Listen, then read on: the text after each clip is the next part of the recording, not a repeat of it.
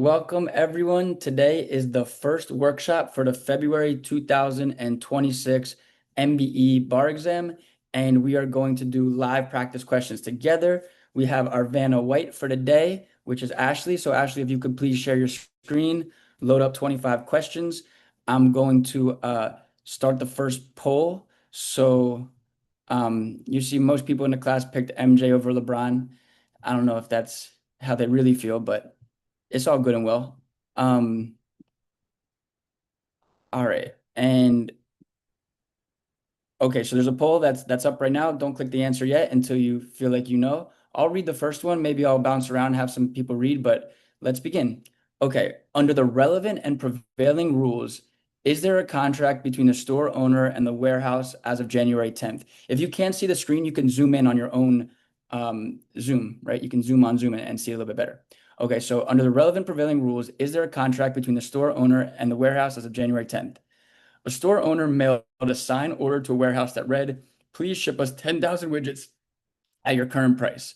The warehouse manager received the order on January 7th, and that same day mailed to the store owner a properly stamped, addressed, and signed letter stating that the order was accepted at the warehouse's current price of $10 per widget. On January 8th, before receipt of the manager's letter, the store owner telephoned the manager and said, "I hereby revoke my order." The manager protested to no avail. The store owner received the manager's letter on January 9th. Because of the store owner's January 8th telephone message, the warehouse never shipped the goods. Under the relevant and prevailing rules, is there a contract between the store owner and the warehouse as of January 10th? No, because the order was an offer that could be accepted only by shipping the goods, and the offer was effectively revoked before shipment. No, because the store owner never effectively agreed to the $10 price term. Yes, because the order was an offer that the warehouse effectively accepted before the owner attempted to revoke it. And I'm sorry, yes, because the order was an offer that the warehouse effectively accepted before the store owner attempted to revoke it. And yes, because the order was for a reasonable time an irrevocable offer. So take your time and choose the correct answer at your computer.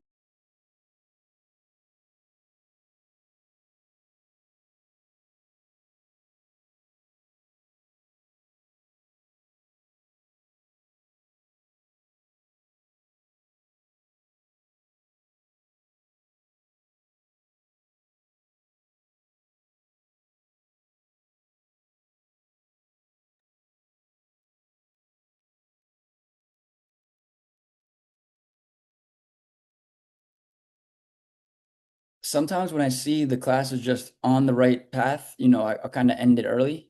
So this one, I've never seen this before. Maybe we had a similar one on Birdie that y'all memorized, but 22 out of 22 people are picking C. You agree, Ashley? Yeah, it is C, and this is the mailbox rule. So for these ones, we all got it right. If you go down to the key takeaway, I like that about UWorld. They do our educational objective, they call it. So acceptance by mail is permitted if mail is a reasonable method of communicating acceptance. The offer was communicated by mail and effective upon dispatch, where the acceptance is properly addressed and placed with the postal service and paid postage. So can you click to the cram guide?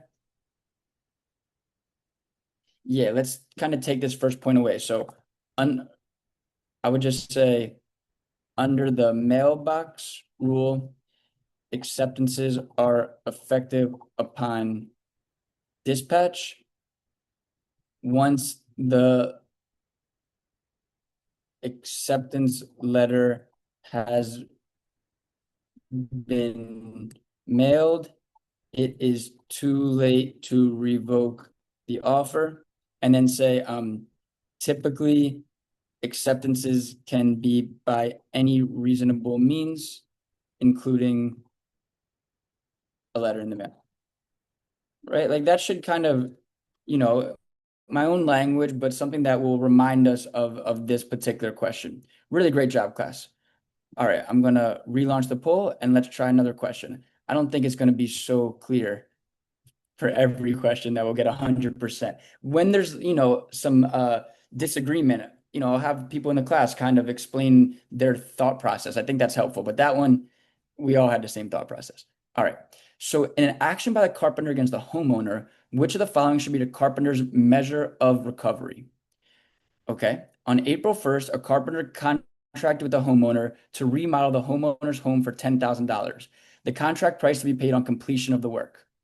On May 29th, relying on his expectation that he would finish the work and have the homeowner's payment on June 1st, the carpenter contracted to buy a car under the following terms: $10,000 in cash if payment is made on June 1st.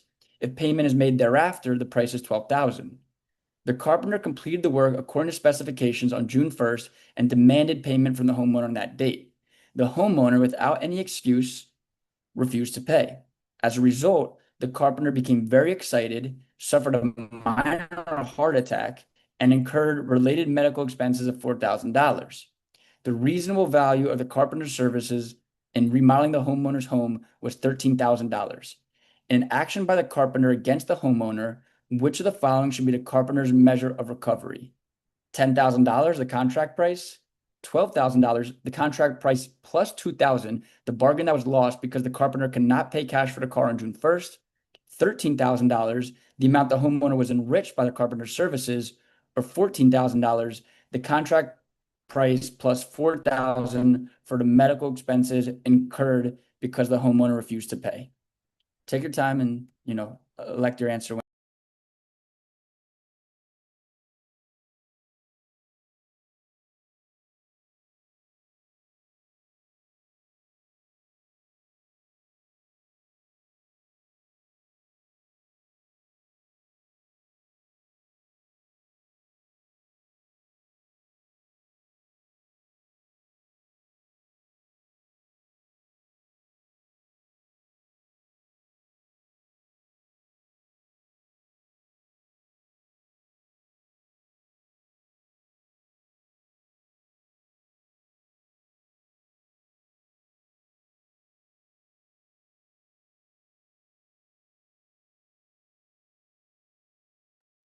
All right, so we have a little bit of, I'd say disagreement here.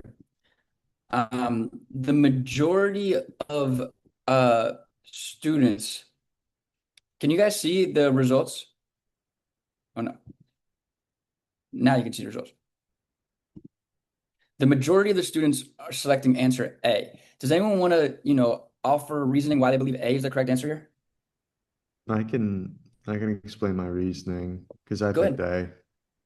A. The reason why I picked A is because in this situation here, the homeowner, hold on, let me just make sure. Yeah. So the homeowner had no idea the carpenter made this deal to buy a car with the money he was going to get paid. So I didn't see that as reason for him to be responsible for the $12,000, the additional 2,000 basically, because for the car payment. And I just thought outside of the heart attack wasn't the heart attack was too far out to be put on the carpenter and the along with as well as the enrichment value as well. They had a contract for the 10,000, which is why I think it's going to be just the contract price he's going to be responsible for. Yeah, I tend to agree with you here. I mean, same reasoning. The $2,000 in consequential damages would not be recoverable because it was not foreseeable. There's no indication that the homeowner knew of his little deal with the car thing. So I don't like the 2,000. The $3,000, right? That's the enrichment. I mean, again, that would be an alternative if there was no contract price, right? Like if there was just they fixed the car, they didn't agree on a price. Okay, well, what's the reasonable value? We would probably go with that number, but we had an agreed price of $10,000. And then the $4,000, I mean, yeah, there's really not a valid claim of action there for breach of contract causing physical injury, right? So we don't typically recover that. So I agree that A is probably the best answer here, that you're just going to be able to get the contract price because there's no consequential damages. The $4,000 are unrecoverable, and the reasonable price is unnecessary when we have an actual contract. Do you agree, Ashley, with A? Yeah. Now, listen, most of the class got this question wrong, right? Like 57% of class got it wrong, and only 54% of the statistics got it right. But let me just tell you something about the statistics. Those statistics are some bullshit, right? Because most people who are taking the exam have already done these questions before, so they're doing them for the second time. So like those statistics aren't like what people who are doing the question for the first time have put. Those are like pretty skewed in the sense that like a lot of people just know that question because they've done it before, so it's going to always skew the statistics. So don't feel like, oh my God, so many people got this one right and I got it wrong. Take it with a grain of salt, right? But yeah, that was a tough question. The educational objective is the non-breaching party is entitled to consequential damages for losses arising from special circumstances only if the breaching party knew about the special circumstances, could have reasonably foreseen the harm, and later the circumstances that would result from the breach. So they have to be foreseeable. And then it tells us that the other choices are wrong too, because the 4,000 for medical expenses were unforeseeable and result of the breach. So they're not going to get that. And the $2,000 were not foreseeable because they didn't have any notice of it. And then C, when a breaching party is unjustly enriched as a result of the breach, the non-breaching party can seek restitution. However, this is not permitted when the work giving rise to the unjust enrichment claim has been fully performed and the breaching party's only obligation is payment of the contract price. So there's a lot of reasons where here, it's just going to be the contract price. So if two parties agree to a contract price and one party fully performs the um, breaching party must pay the non-breaching party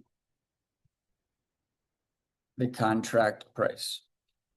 Consequential damages are only recoverable when foreseeable. So if the party had arrangements to use the money to buy something and time was of the essence, so let's say if the non-breaching party had arrangements to use the money to buy something and time was of the essence, the breaching party would only be liable for the additional losses if it if they knew about this arrangement. Um, Physical injury, such as a heart attack from being told that a contract is being breached, is generally non-recoverable. And then the last piece was uh,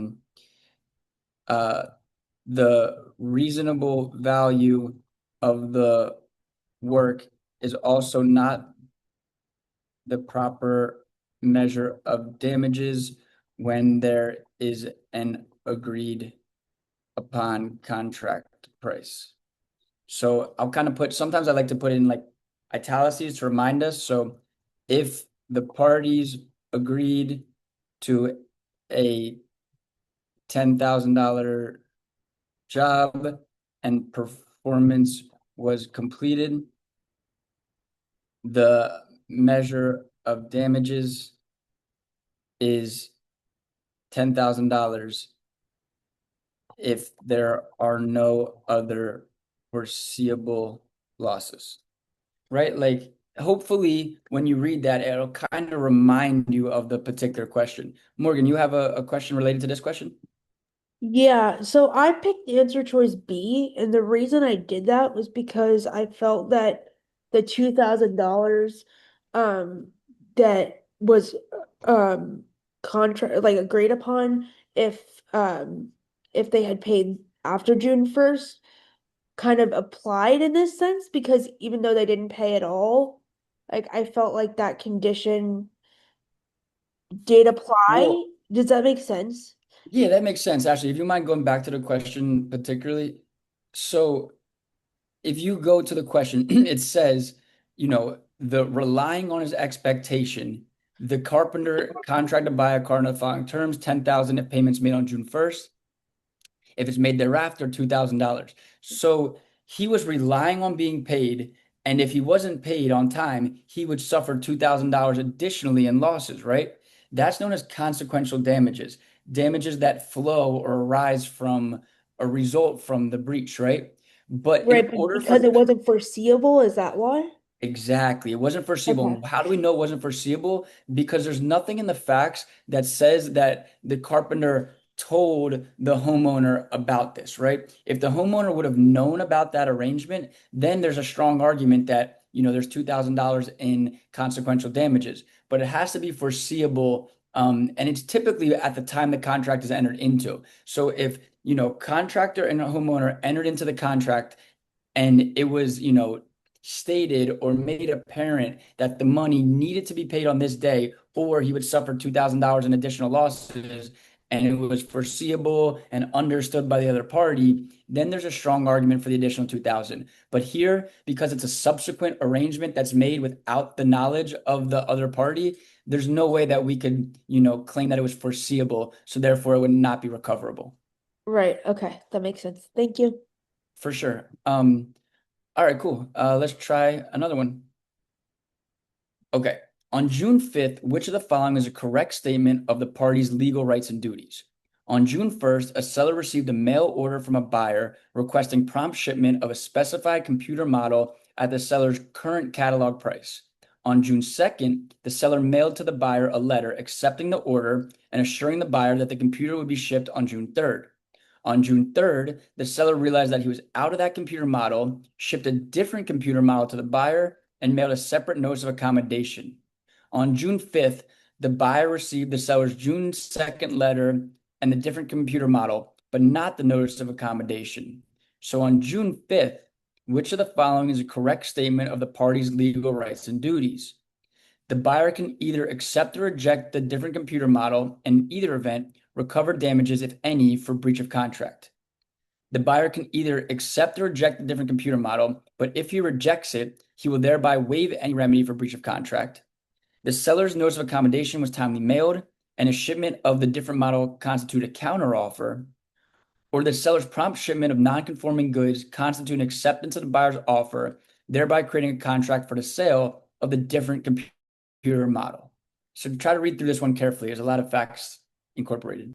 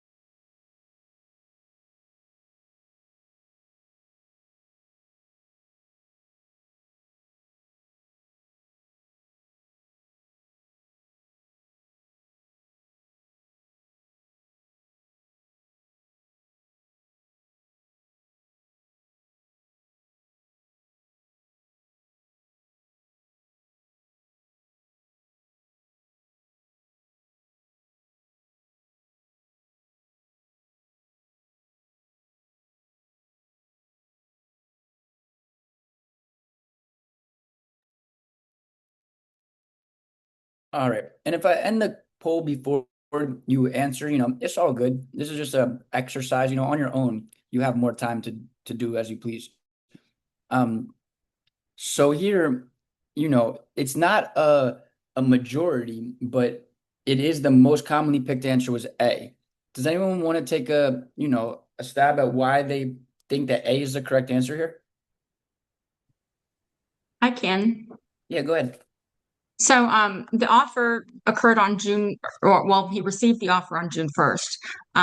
And then he accepted when he mailed the letter accepting the order. So anything that happened after that, so at that moment when it was mailed is when the contract was formed. So anything that happened after that is going to be in relation to an already formed contract. So if you go down to B is just not true. Um, so I mean that's really it. So there was no way to, later he can't then later accommodate anything after that's going to be a breach. So if he had just gone ahead and sent the different computer, that would have been, you could have considered that a counter offer, or you could have said, if he had sent it with the accommodation. But here it's just simply a matter of time. Contract was formed, so anything after the subsequent behavior, is going to have to be triggered based on that June 2nd mailing of the letter. That's how I did Yeah, it. I agree with what you're saying. Like, if it was a prompt shipment order that was accepted by prompt shipment, then C and D could come into play because it's like if you ship the wrong thing, it's an acceptance and a breach. Unless it comes with a notice of accommodation, then it would be a counter offer. But also here, the notice of accommodation hadn't even arrived yet. So like, all those facts are kind of irrelevant. I think you're right on the idea that it was just accepted, right? They accepted it with the letter that was mailed. That was the acceptance. And then I agree with you what you said about B. That's just not true. You can accept non-conforming goods and still sue for breach, right? Like it's not true that you waive the remedy just because you accept them. I mean, maybe, all facts considered, that's the best thing for you to do because how else could you get the new computers, whatever? All right, I'll accept these, but I'm still going to reserve the right to remedy. So I agree with you that A is the correct answer. Do you agree, Ashley? Ashley, are you really 3 for 3 right now, or are you just accepting? No. I am 3 for 3, but the second one made me guess. Like I kind of had to go back and forth between the 10 and the 12. But when I reread the fact pattern, I went back to A. Yeah, you were the same thought as Morgan. The $2,000 was recoverable, but the key fact there was that there was no notice, so therefore it's unforeseeable. And then students asking why is C the wrong answer? Um, because a notice of accommodation accompanies a prompt shipment order that's accepted by shipment. So here, the notice of accommodation, it doesn't apply because it was accepted via a letter of acceptance, right? Yeah, exactly. So the notice of accommodation could come into play if it was accepted via prompt shipment, but here it was accepted formally and then there was a shipment. So there's no reason for a notice of accommodation to have any effect. If you scroll over to the explanation, Ashley, and then can you scroll down a little bit? Yeah. So the seller's notice of non-conforming computer was not an acceptance. That's because the seller had already accepted buyer's offer by promising to ship the specified computer model. As a result, the notice of accommodation is irrelevant, right? I agree. The notice of accommodation is irrelevant. And the objective is the UCC allows a buyer to accept or reject non-conforming goods in whole or in part, and either event recover damages for the breach. Ingoz, you have a question? Yes. Hi. Hey, Um, what's up? I chose A, but I was like 87% sure. But I just want to know, so if the notice of accommodation was mailed with the item that wasn't correct and the person accepted it, then it would have been C. That's what you're saying. Okay, so can you go back to C? I mean to the question.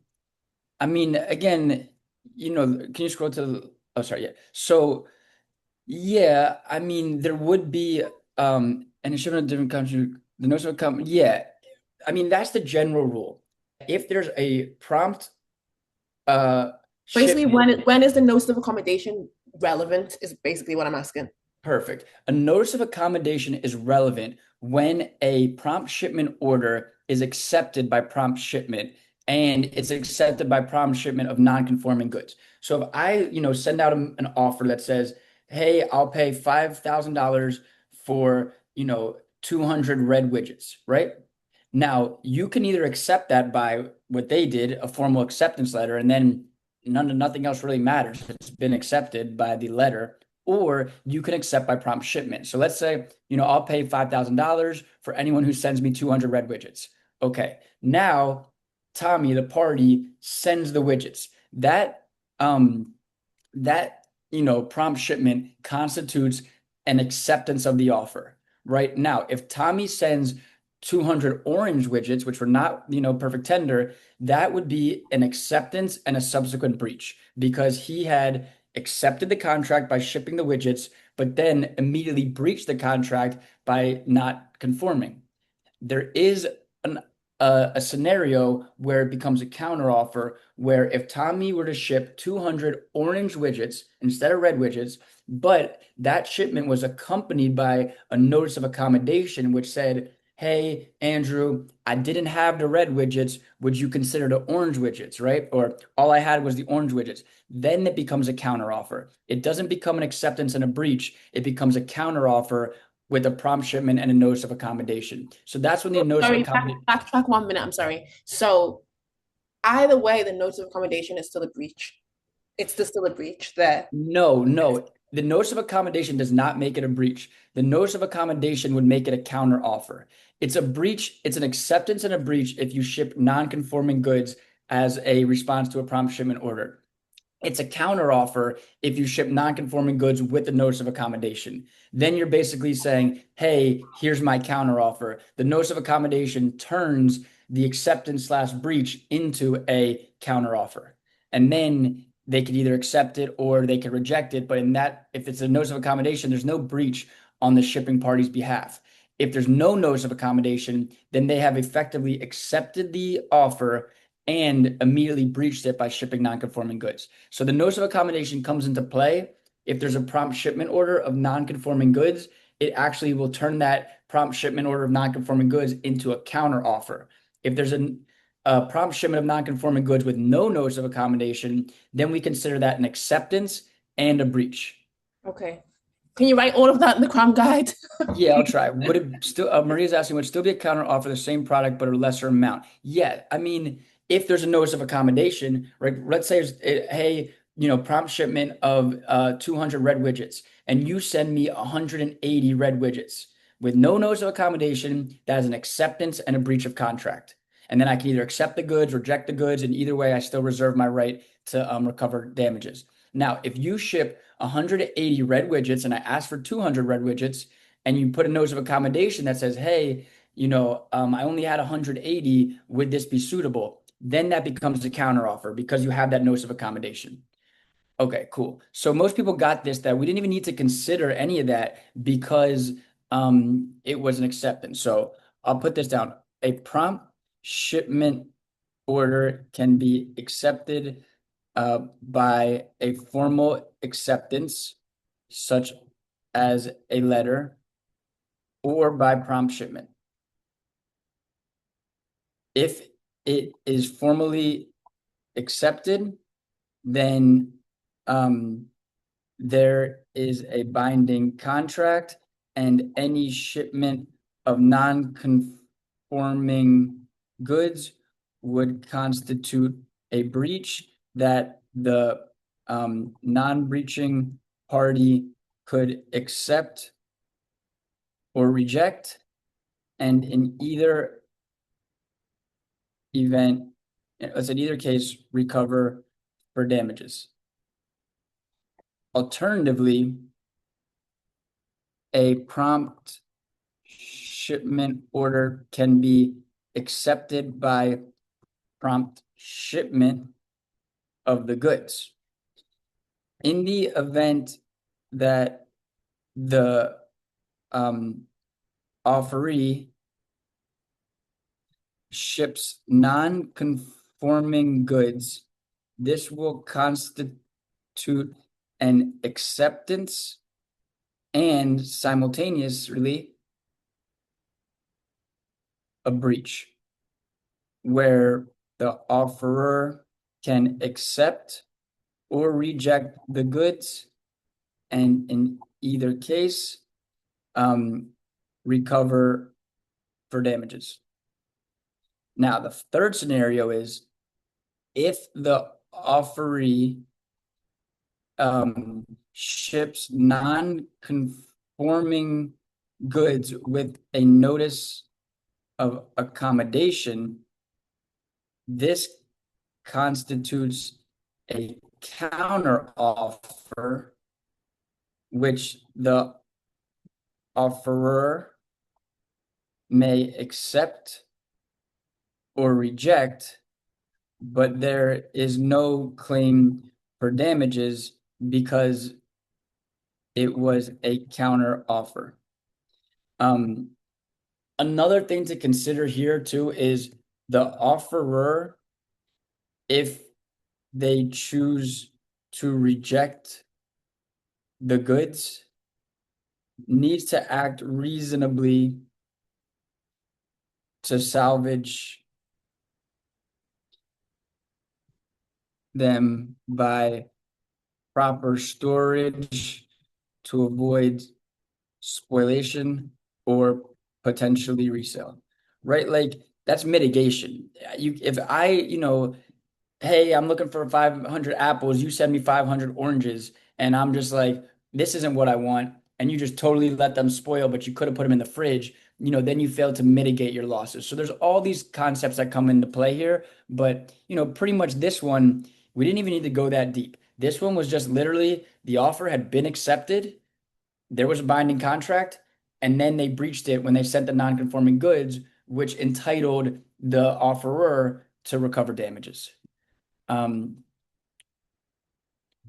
so, um, Someone's saying, are we assuming these people are merchants? It doesn't really matter when it comes to prompt shipment orders. This isn't like a rule that is dependent on them being merchants or not. This is just under the UCC. There are some UCC rules that only apply to merchants, like the firm offer rule or the 30-day rule for a request for further assurances, right? There's some rules that it does need to be a merchant, or the additional terms test, right? That's a merchant rule. But then there's also some rules that are just under the UCC and they don't matter if they're merchants or not. This one, the prompt shipment order discussion, it doesn't matter if they're merchants, but we also, I think if you go back to the question, we can assume they're merchants based on well, yeah, it doesn't really matter. You don't know if they're merchants or not, and it's not supremely important. But the educational objective is the UCC allows a buyer to accept or reject non-conforming goods in whole or in part, and either event recover damages for breach. There was already a binding contract, then they ship non-conforming goods, so now they can accept or reject, and in either event recover for breach. Solid question. All right, let's try the next one, Ashley. Missed 3 for 3, allegedly. Okay. A lawyer. So if the bakery owner sues the lawyer seeking reformation of the contract, will she be likely to prevail? Okay. A lawyer wanted to retire from practicing law and enter the bakery business. Honestly, not a bad move. I think in the world of AI, food and beverage is pretty solid, right? AI can't, food, people still need to eat. The lawyer, maybe you could just add ChatGPT, but let's stay focused. A lawyer wanted to retire from practicing law and enter the bakery business. The lawyer contracted the owner of a successful bakery that she wished to purchase. After several days of negotiations, the lawyer made a written offer to purchase the bakery for $500,000. The bakery owner reviewed the offer but was confused about who would be responsible for the outstanding mortgage on the bakery. The lawyer told her that one of the contract's provisions required the lawyer to assume the mortgage, but the lawyer knew that the provision did not actually require her to do so. The lawyer and the owner signed the offer, which purported to be a fully integrated writing. Thereafter, the lawyer refused to assume the mortgage. If the bakery owner sues the lawyer seeking reformation of the contract, will she be likely to prevail? No, because the contract is void due to a fraudulent misrepresentation that induced a manifestation of assent. No, because prior oral assertions are inadmissible under the parole evidence rule when there's a fully integrated writing. Yes, because a contract can be reformed due to a fraudulent misrepresentation about the effect of the writing. Yes, because prior oral assertions are admissible to interpret an ambiguous term in a fully integrated writing.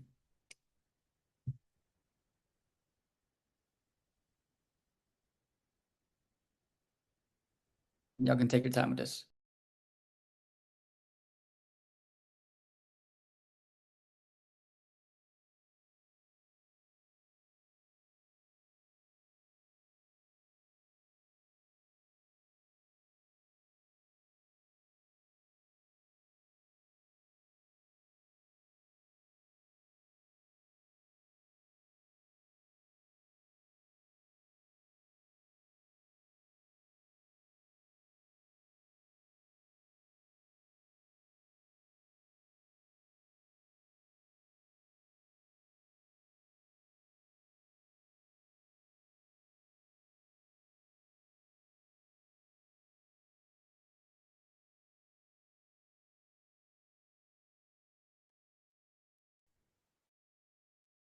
Okay, there seems to be two answer choices that people are picking. Well, never mind. Spoke too early. But it seems to be one answer choice that people are pretty confident in, or at least the majority of the class has chosen. Does anyone want to try and explain why they think C is the correct answer?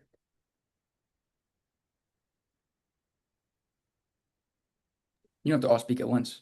Yeah, so the bakery owner was confused about whether or not the outstanding mortgage would be their responsibility or the lawyer's responsibility, and the lawyer falsely misrepresented and said that they would be assuming, knowing that they were not going to actually assume it. So it's the second paragraph, first and second sentence, and that's why it's C. Yeah, and then for those who picked A, why were you able to eliminate A, or what made C better than A? I can say something. So for A, I kind of just automatically was like no because fraudulent misrepresentation, I believe, makes a contract voidable, not automatically void. So it can be voidable, but you can also reform the contract based on like a fraudulent term if it was one term. Yeah, I agree with both of y'all. I like C here. Right.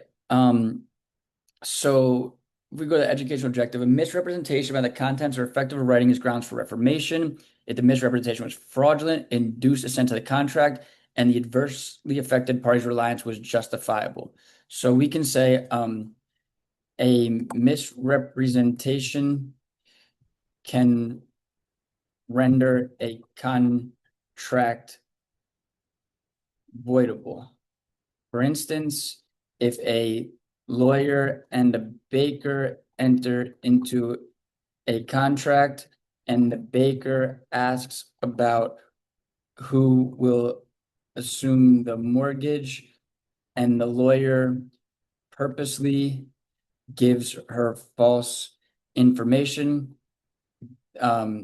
this would allow the baker to reform the contract, given the fraudulent inducement. I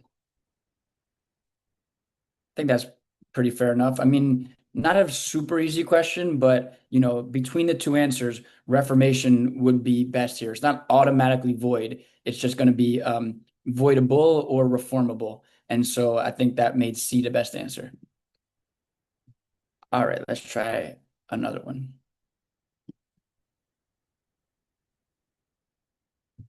Okay.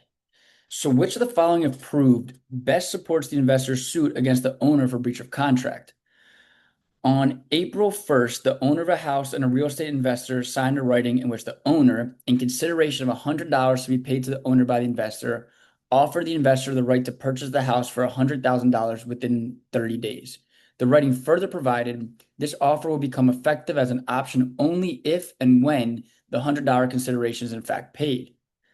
On April 20th, the owner, having received no payment or other communication from the investor, sold and conveyed the house to the investor's business rival for $120,000. On April 21st, the owner received a letter from the investor enclosing a cashier's check for $100 payable to the owner and stating, "I'm hereby exercising my option to purchase the house and prepared to close whenever you're ready." Which of the following, if proved, best supports the investor's suit against the owner for breach of contract? On April 15th, the investor decided to purchase the house and applied for and obtained a commitment from a bank for a $75,000 loan to help finance the purchase. The investor was unaware of the sale to his business rival when the owner received the letter and check from the investor on April 21st. The owner and investor are both professional dealers in real estate. When the April 1st writing was signed, the owner said to the investor, "Don't worry about the $100. The receipt of $100 to be paid makes the deal binding."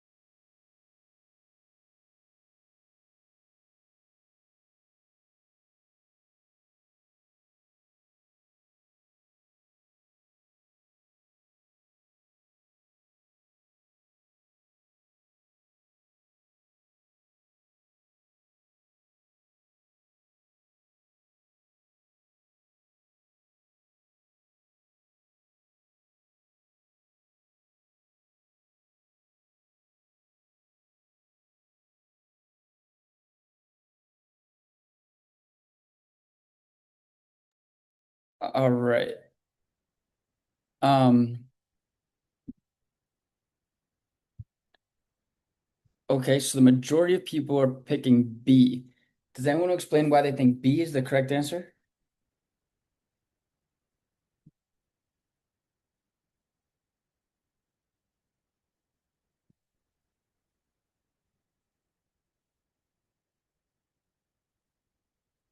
Maybe I can do process of elimination, why A, C, and D are not the correct answers.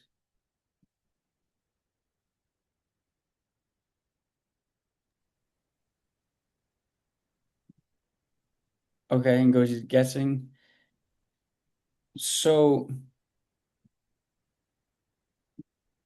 nobody here really has any thoughts about why they picked B. I mean, Well, go ahead.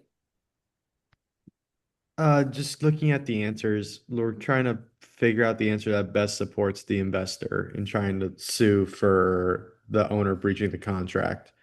I just looked at it from, I just looked at it, what would help the investor's case more. The fact that the investor unaware of the sale of the owners to his business rival, uh, I considered that as the most favorable in the fact that he had no idea this was going on. To his knowledge, the offer was still on the table as long as he paid the $100 consideration. So that's why I like that answer. Answer C, the owner and investor are both professional dealers in real estate. That doesn't really matter in this situation. Answer Mhm. A, on April 15th, the investor decided to purchase the house and applied for and obtained a commitment from a bank for a loan of $75,000 to help finance the purchase. That could be useful, but that could be show that he was interested in doing this deal, but it's not, I don't think it's the strongest argument he can make, basically. And then for D, April 1st, writing was signed. The owner said to the investor, "Don't worry about the $100. Recital of $100 to be paid makes the deal binding." I look at that as like a more of an oral type of oral statement that could not come in because of it being a fully integrated writing. I went with B because of basically that's what will help him out the most. Yeah, I mean, this one I kind of agree. There's some questions that like there's not a clear answer. There's some merit to A and to D. I feel like A, okay, they detrimentally relied on it, and then D, like okay, the consideration part wasn't actually necessary. But I think B does give us a really strong reason to be like the offer had not been rescinded because if they were aware of the other person's sale, then they would know that they couldn't still accept the offer. So like if B were true, then I mean if B were false, then they would be, have no uh means of recourse. But if B were true, then it supports that the idea that they didn't know that the offer had been accepted. So if it still remained open, they should still be able to accept it. Did you like B2, Ashley? Yeah, I see it as the stronger answer versus the detrimental reliance because of the option contract. So you have technically the amount of time to accept, and if you're not aware that it was sold, that's how you do a breach of contract claim for an option contract. Yeah, I like B. It's a Mhm. tough question. Let's try B.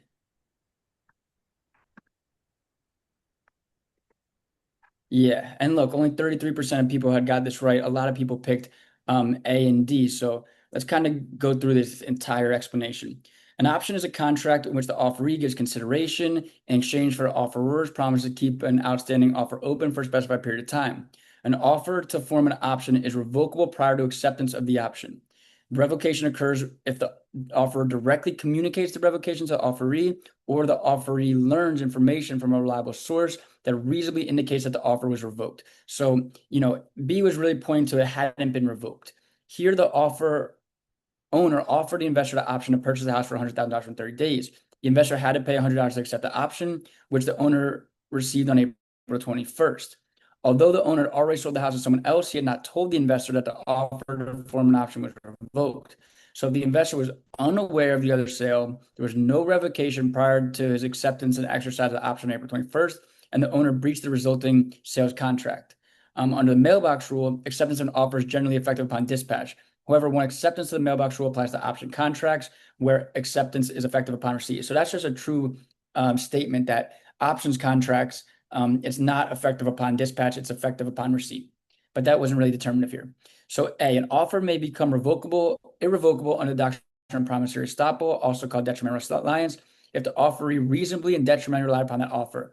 But here it was unreasonable for the investor to obtain a loan before paying the $100 required to keep the offer open. So that's what they're saying. Like they hadn't even accepted to keep the offer open yet. So the detrimental reliance was unreasonable. That's the reasoning for why A is not the correct answer. And then C, under Article 2 of the UCC, a firm offer from a merchant is binding, but this only applies to contracts for the sale of goods, not real property. So C was irrelevant because it wasn't a UCC contract. We don't need to, consider the firm offer rule or the merchant rules. And then D, a binding option requires actual consideration, not sham consideration. For instance, recital of consideration that's not intended to be paid. Here, the owner's statement, don't worry about the $100, would show that the consideration was not intended to be paid. So, that would be sham consideration and not actual consideration. And then just real quickly, if I could read the, an offer to form an option contract is revocable before the option is accepted. Revocation occurs when the offeror directly communicates the revocation to the offeree, or the offeree obtains reliable information that reasonably indicates that the offer was revoked. This was a really tough question, but the takeaway is an options contract is revocable before acceptance has occurred and can be revoked by either the offerer explicitly revoking the offer or by the offeree obtaining knowledge that the offer has been revoked because it has been accepted by another party. It is unreasonable to detrimentally rely on an open offer if the offeree has not yet accepted the option to keep the offer open. So here, for instance, if a offerer offers to keep an offer open upon the receipt of consideration,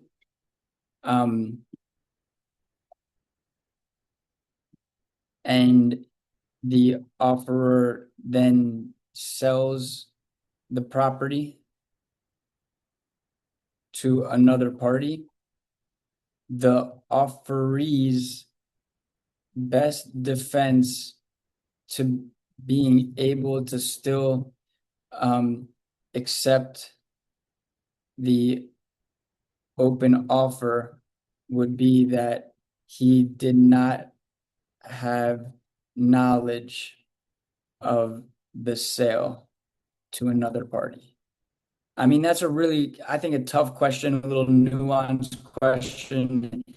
And, hopefully when you read over the cram guide, you can kind of remember that exact question and be like, okay, the offer was dependent on consideration to be paid. The consideration had not yet been paid, but the person wasn't able to just revoke that offer to keep it open unless it was explicit or unless the offeree had knowledge that the offer had been accepted by someone else. So tough question, but like a lot of times you just get familiar with correct answer choices.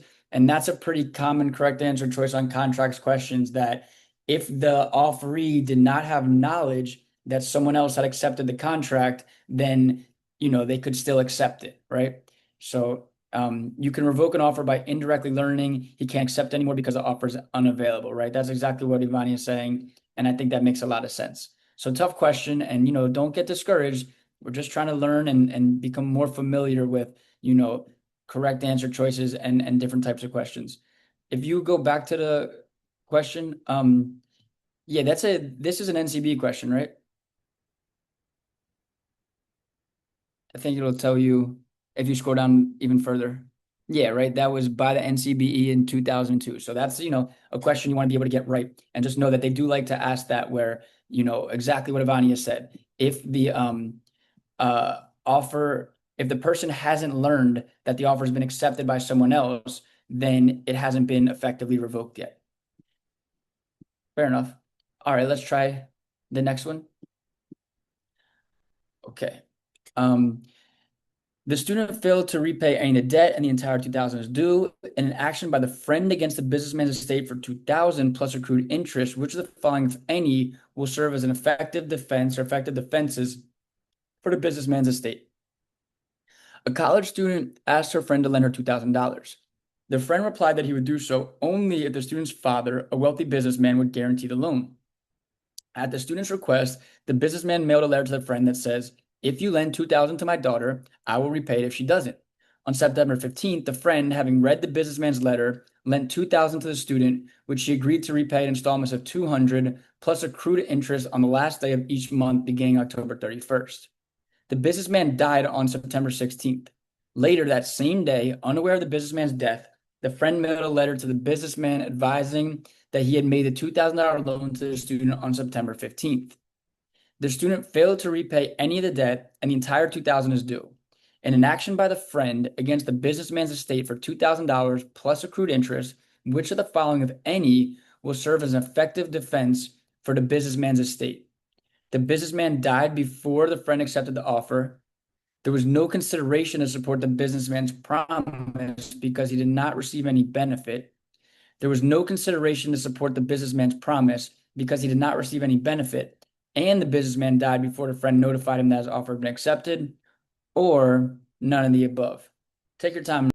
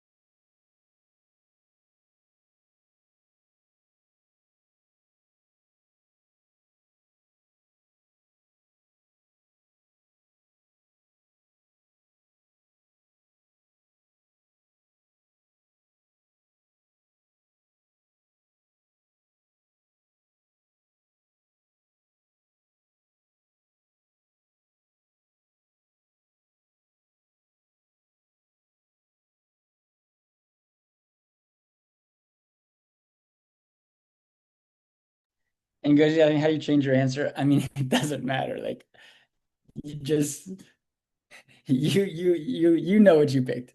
I don't know who picked what, so just know what you picked. But all right, let's check it out. It's a tough question, I think. I don't like these questions how they're phrased, but most of the class, the majority did pick D. Does anyone wanna, is that the one you changed to, Ngozi?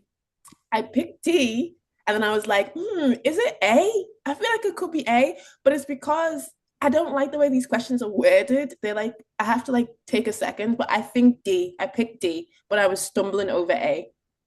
Yeah, I mean, when in doubt, a lot of times your gut answer is true. Does anyone want to explain why they think D is the correct answer? I can take a stab Well, at it. Go ahead. Oh, go ahead. Ladies first. no, it's okay, Thomas. Well, I picked A initially, but I realized like my gut was D because I thought of it in terms of statute of frauds. Um, for D. So I think it's because it wasn't signed it wasn't like the writing wasn't signed by the party to be charged. So therefore, um, the um, it could be D because of statute of frauds, but then I thought A because the letter wasn't signed by the party to be charged. So I don't know. I don't know. I agree with the class here. I think that you were right on top of it. There was consideration and there was assigned writing. There's no defenses here. So I think that D is probably the best answer. It's tough to pick that answer, none of the above, right? It's a tough one to pick. Let's try it first. Yeah, it is the correct answer here. And it just, comes to be that like this conformed with the statute of frauds because there was a writing and there was consideration because it was a promise to pay and they weren't otherwise obligated to do so. So suretyship arises when one party promises a second party that the guarantor will pay the debt of the third party if he or she defaults. To be enforceable, a suretyship must be in writing and supported by consideration. The consideration requirement is met if the guarantor is compensated for the promise. But even if the guarantor is uncompensated, the consideration requirement is still satisfied if the creditor conditioned the loan to the principal on the guarantor's promise to pay, or the guarantor made the promise to pay before at the same time as the creditor made the loan to the principal. In either case, the loan itself serves as valid consideration for the guarantor's promise, even if the guarantor is not notified when the loan is made. That's because the loan is a legal detriment to the creditor that was induced by the guarantor's promise. Here, the friend would agree to loan the student $2,000 only on the condition that the student's father, the businessman, guarantee it. The businessman was not compensated, but he promised to guarantee the loan in writing before the friend loaned $2,000 to the student. Therefore, although the businessman died the following day before receiving notice of the loan, his promise was supported by consideration, the loan to the daughter. Additionally, a guarantor's offer to form a suretyship can be accepted by promising to give the loan or by giving the loan. Here, the businessman's offer to form a suretyship was accepted when the friend loaned the student the money before the businessman died. As a result, none will serve as effective defenses for the businessman's estate. So the educational objective is a promise to guarantee a debt is supported by consideration if the guarantor is compensated, the loan is conditioned on obtaining a guarantee, and the promise is made before or at the same time as the loan. So we could kind of take the rule of law here that says a suretyship is a promise to pay the debt of another and is valid and enforceable if it is in writing and there is consideration. As long as the suretyship based agreement is accepted before the lender dies, and it can be accepted by disbursement of the loan, the agreement is enforceable and there are no valid defenses that the estate may bring. I mean, pretty tough one, but yeah, I like that. A suretyship is a co-signed agreement, and here it had been accepted. There was consideration. There was no valid defense. I mean, Ngozi, that's kind of the moral of the story. I mean, change your answer when you're sure that the new answer is correct. But I tend to find if you are on the fence between two, your first instinct is usually proper. And the reason before that is something that's known as your subconscious reasoning. A lot of times, the reason why an answer jumped out to you is because you made some calculations in the back of your mind that might not have been conscious, but it was just like, the brain is a powerful machine that it may have, drawn some inferences and made some conclusions that you're not really aware of, but there's a reason why it jumped out to you. And unless you can like consciously refute it and pick the right answer, when you're stuck between two, I tend to find that your gut was correct more often than not. Like that's not always true. Some is certainly wrong, but like, there's definitely a lot of science backing like your gut feeling and your subconscious and some neurological associations being made in the background. But there's no black and white to education. Sometimes your gut is wrong, sometimes it's right. You just want to keep training your brain to get the right answers when possible. All right, we'll kind of pick up the pace a little bit so we can get through these questions. Let's do the next one. All right, perfect. Just what I needed. So, which of the following fact patterns most clearly suggests an implied in fact contract? A contractor, thinking that he was paving a customer's driveway for which the contractor had an express contract, mistakenly paved the neighbor's driveway while the neighbor looked on without saying anything or raising any objection. A county tax assessor mistakenly bills a person for taxes on the neighbor's property, which the person in good faith pays. A physician treated a horseback rider without the rider's knowledge or consent while he was unconscious as a result of a fall from his horse. At her mother's request, an accountant filled out and filed her mother's easy income tax form, a simple short form.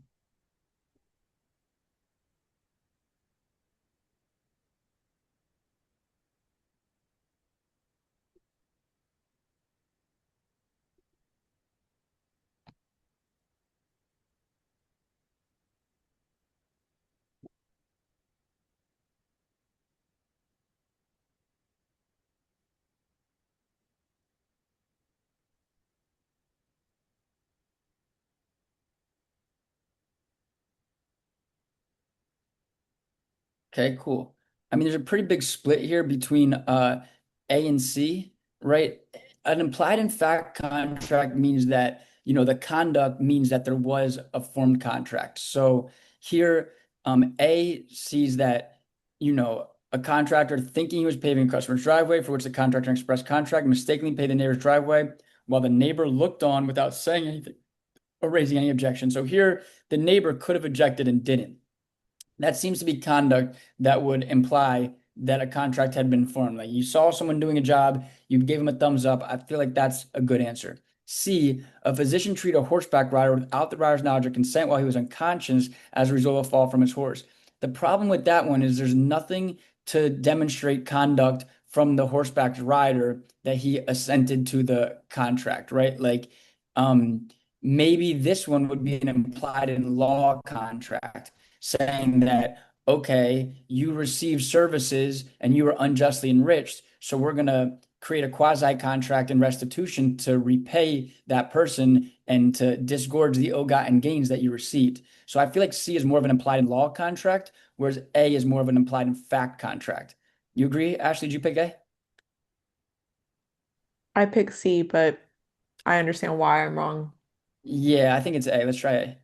I appreciate the honesty there. I could be wrong. But yeah, see, A is implied in fact, where C is implied in law, right? It literally, they just said, in the absence of contract between the parties, the court may construct an implied in law contract to prevent one party from being unjustly enriched, like you're an unconscious person. So an implied in fact contract can be created by parties' conduct or failure to act if the party intentionally engages or fails to engage in conduct and knows there's reason to know that assent can be inferred from the conduct. So I'll kind of, differentiate these ones. An example of an implied in law contract would be if what is this person, a landscaper or what were they? A snowblower? I don't remember. A paver. Okay. If a person starts paving a driveway and the owner sees them and does not object, this implies conduct or failure to, let's say, reject, thus forming an implied offer and acceptance. An implied in law contract, let's say, an example of an implied in law contract would be if someone falls and is rendered unconscious and a doctor performs medical treatment. In this instance, the person received services that they didn't bargain for because there is no evidence of conduct to suggest acceptance.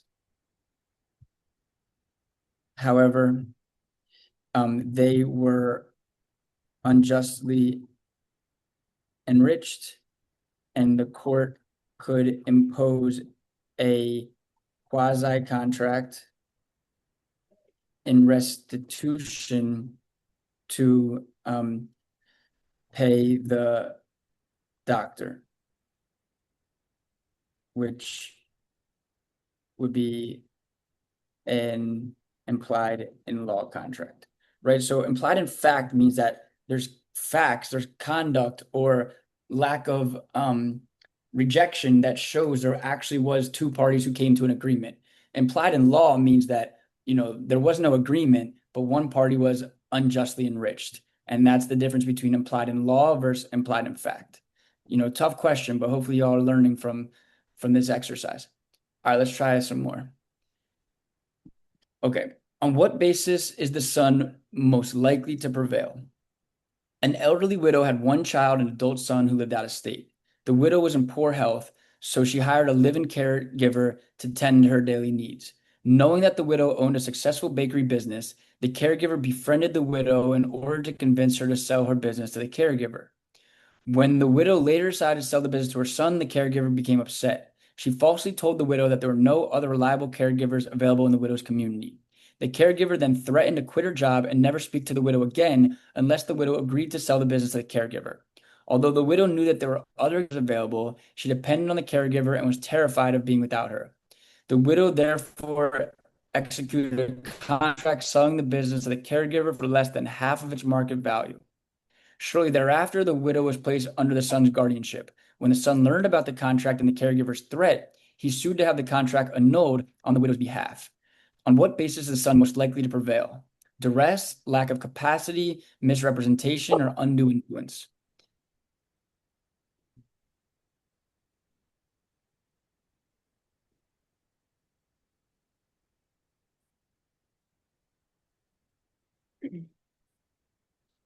So a lot of people are picking the correct answer here, I believe.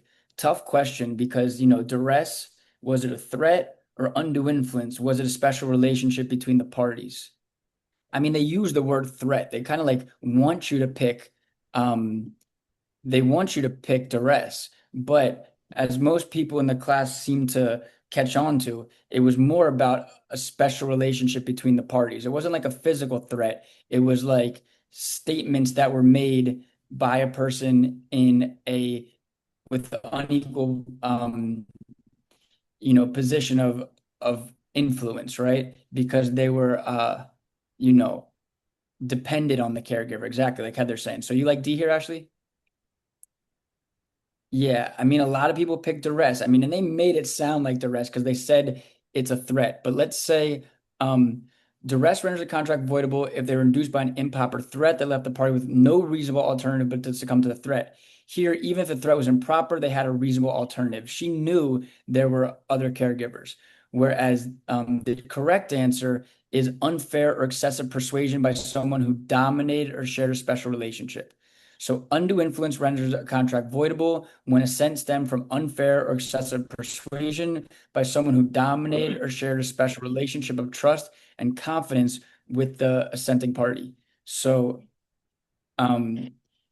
yeah, there's a lot of reasons why this is duress versus undue influence. So I'll say duress versus undue influence. Duress is a threat that leaves no reasonable alternatives, whereas undue influence is excessive persuasion from a person of dominance in a special relationship. So the caregiver taking advantage of an elderly person is likely undue influence. I mean, they're very similar, but they do test that a lot. Like I've taken the MBE multiple times and I recall that question coming up a lot, and you're kind of stuck between them. Is it undue influence? Is it duress? Really look for the special relationship between the parties, not like, a truck driver and a gas station attendant. There's no special relationship between the parties. That would probably be, some sort of procedural unconscionability or something of that nature if there was like, they had no choice. A threat would be like, I'm going to, stab you if you don't sign this, right? That'd be duress. Undue influence is exactly like this situation, a caregiver relationship. All right, let's try another question, Ashley. Okay. In an action by the employee against the employer for breach of contract, which of the following best summarizes the probable decision of the court? An employer encourages wellness on the part of his employees and supports various physical fitness programs to that end. Learning that one of his employees was a dedicated jogger, the employer promised to pay her a special award of $100 if she were to run 1 mile in less than 6 minutes on the following Saturday. The employee thanked him and did in fact run a mile in less than 6 minutes on the day specified. Shortly thereafter, however, the employee discovered that for more than a year, the employee had been running at least 1 mile in less than 6 minutes every day as part of her personal fitness program. Damn, she's fit. He then refused to pay $100. In an action by the employee against the employer for breach of contract, which of the following best summarizes the probable decision of the court? The employee wins because running a mile in less than 6 minutes is significantly demanding enterprise. The employee wins because she ran the specified miles requested and her motives for doing so are irrelevant. The employer wins because it's a compelling inference that his promise did not induce the employee to run the specified mile. The employer wins because the employee's running the specified mile was beneficial, not detrimental to her in any event.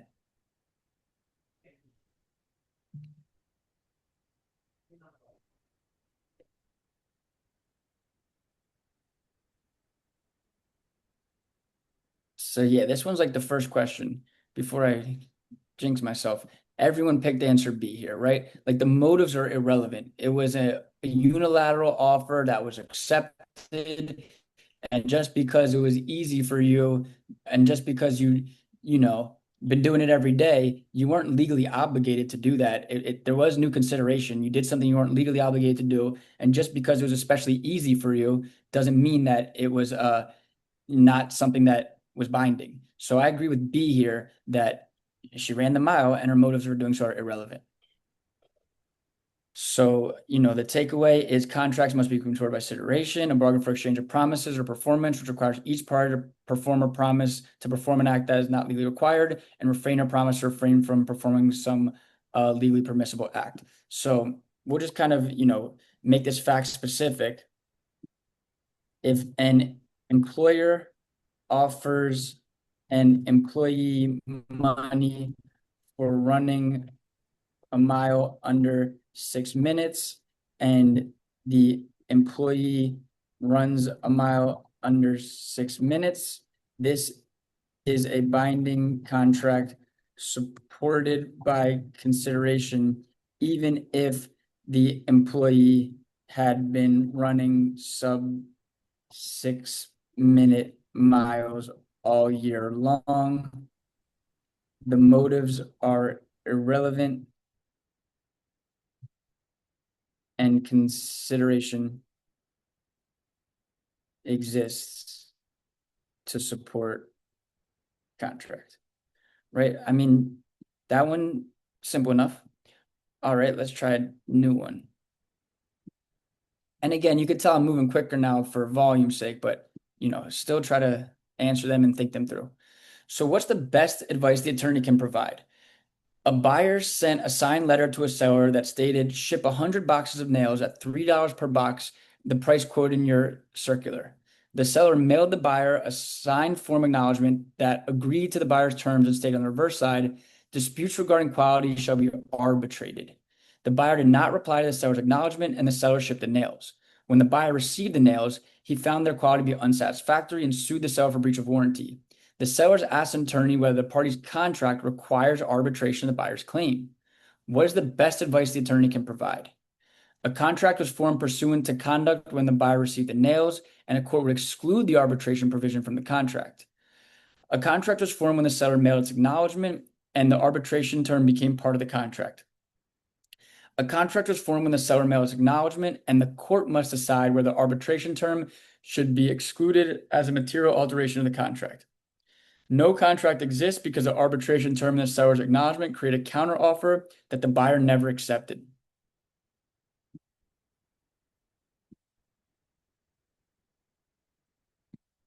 So this one I talk about a lot, arbitration clauses. Remember UCC merchants here, right? We can we have a binding contract. Even if they're not merchants, we have a binding contract. And if they're not merchants, it'll be, a proposal. If they are merchants, which I think we can assume here, then the additional term will be included in the contract unless it materially alters the contract. Now, arbitration kind of it straddles the line of material versus immaterial. There's a distinction between, courts, the majority versus the minority opinion. So the best answer is going to be it's up to the court to decide to determine whether the arbitration clause is material or not. If it's material, then it will be knocked out. If it's immaterial, it'll be included. So I think C is the best answer, that an additional term that mandates an arbitration clause, it's up to the courts to decide whether it's material or immaterial. So under the ballot forms rule, an acceptance is effective even when it contains new terms. If both parties are merchants, the new terms become part of the contract unless the offer expressly required the offer's assent to new terms, the offer objected within a reasonable time, or the new terms materially alter the contract. So I'll kind of summarize this one in a proper manner that says, if a merchant includes a mandatory arbitration clause as an additional term in the acceptance, courts are divided as to whether this term is material or not. It is up to the courts to determine if it is material, and if it is, the clause will be knocked out and replaced with UCC gap fillers. If the court determines that the clause is immaterial, it will be included unless expressly rejected by the offerer. So just the key takeaway there is that arbitration clause is pretty much on the fence. It's not something that's automatically included or something that's automatically knocked out. It does come down to the courts to determine if we're going to include it or not. All right, let's keep going with another question.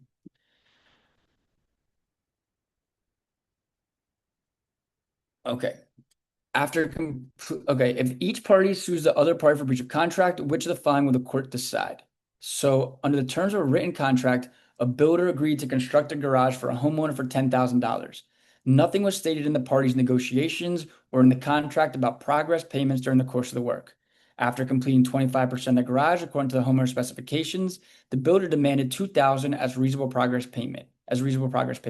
The homeowner refused and the builder abandoned the job. If each party sues the other for breach of contract, which of the following would a court decide? Both parties are in breach and each is entitled to damages, if any, from the other. Only the builder is in breach and liable for the homeowner's damages, if any. Only the homeowner is in breach and liable for the builder's damages, if any, or both parties took reasonable positions and neither is in breach.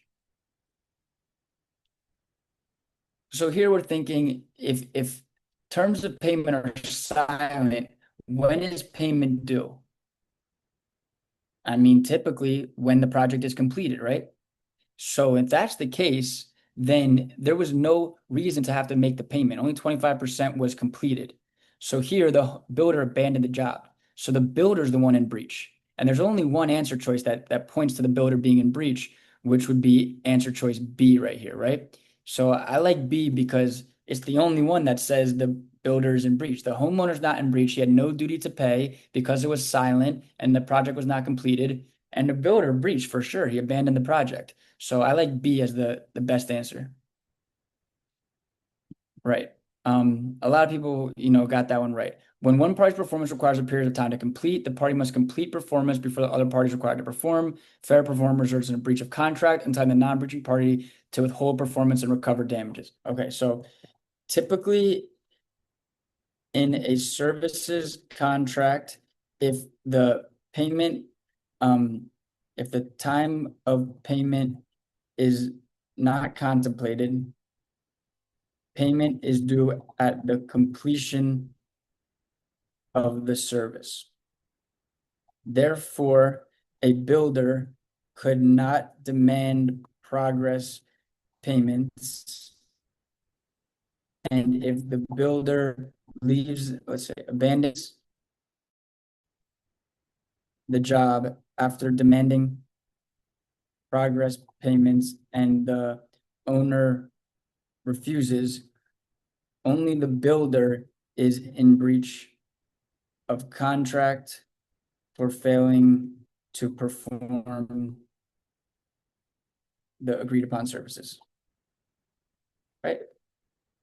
Pretty solid. All right, let's try another one.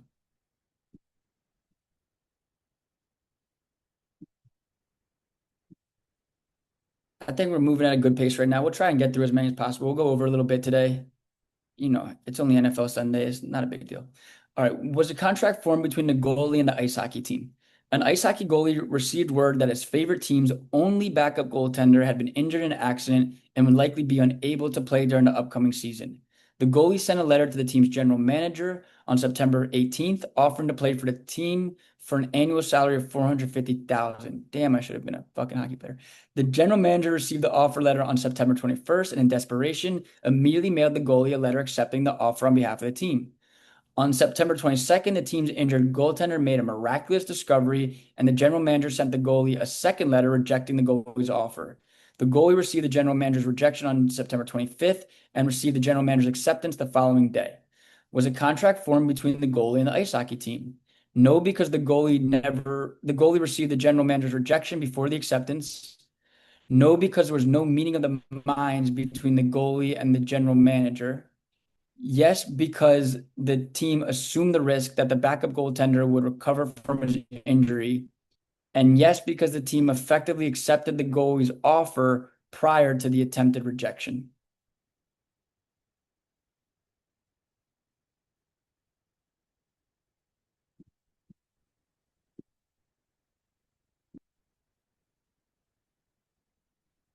All right, this one we have a pretty big split, so let's talk about this one because this one's tough. This one's tough, honestly. I'm not even 100% sure it's tough, right? Okay, so we have a pretty even split between A and D because this rule can get confusing. Does anyone want to, explain why they think A is the correct answer? I can. Go ahead.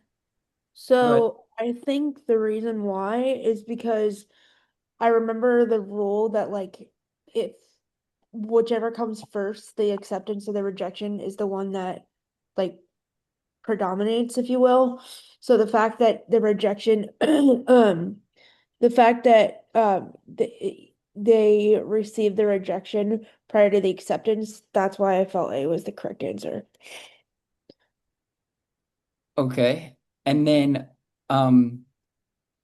so what about D? Why do people think D might be the right answer?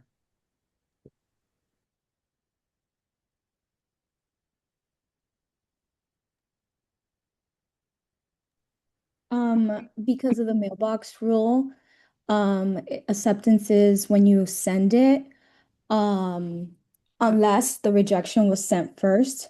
And in this case, the acceptance was sent first, even though the rejection got there first. Yeah, I think that there's merit to that. What's the rule? The rule is that acceptance is effective upon dispatch and rejection is effective upon receipt. Now, if the acceptance is mailed before the rejection is received, then a valid contract is formed, right? Because it was accepted. But if the rejection is mailed first, then the acceptance, right? Then whichever communication the offerer actually receives first is the controlling factor and becomes effective, right? That's if the rejection is mailed first, then the acceptance. But here, the acceptance was mailed first. So I think under the terms of the mailbox rule, it's going to prevail. Is that what you thought, Ashley? Yeah, I agree. All right, let's try it. Yeah, that one's really, really tough. Um, the rule said it applies if the rejection was sent first. Yeah, exactly. Literally what this little chart has. If the acceptance is sent first, then its contract is formed. If the rejection is sent and then the acceptance is sent, it's whichever is received by the offerer first. A really tough question. Let's kind of write that out. So under the mailbox rule, if an acceptance is sent followed by a rejection, the contract has been properly formed. However, if a rejection is sent first, followed by an acceptance, whichever arrives first will prevail. I mean, that's a tough rule, but hopefully y'all learned that a little bit today that like, it's if the acceptance is sent first, right? If a contract is formed because even if the offerer receives a rejection letter first, they can't undo the properly accepted contract. But if the rejection is mailed first, then the acceptance, then the mailbox rule won't really apply. And whichever communication the offerer actually receives first is the controlling factor and becomes effective. So tough, tough question. That one, I think, Ashley, that's got to be a UWorld question, right? Does it say at the bottom if it's UWorld or NCBE?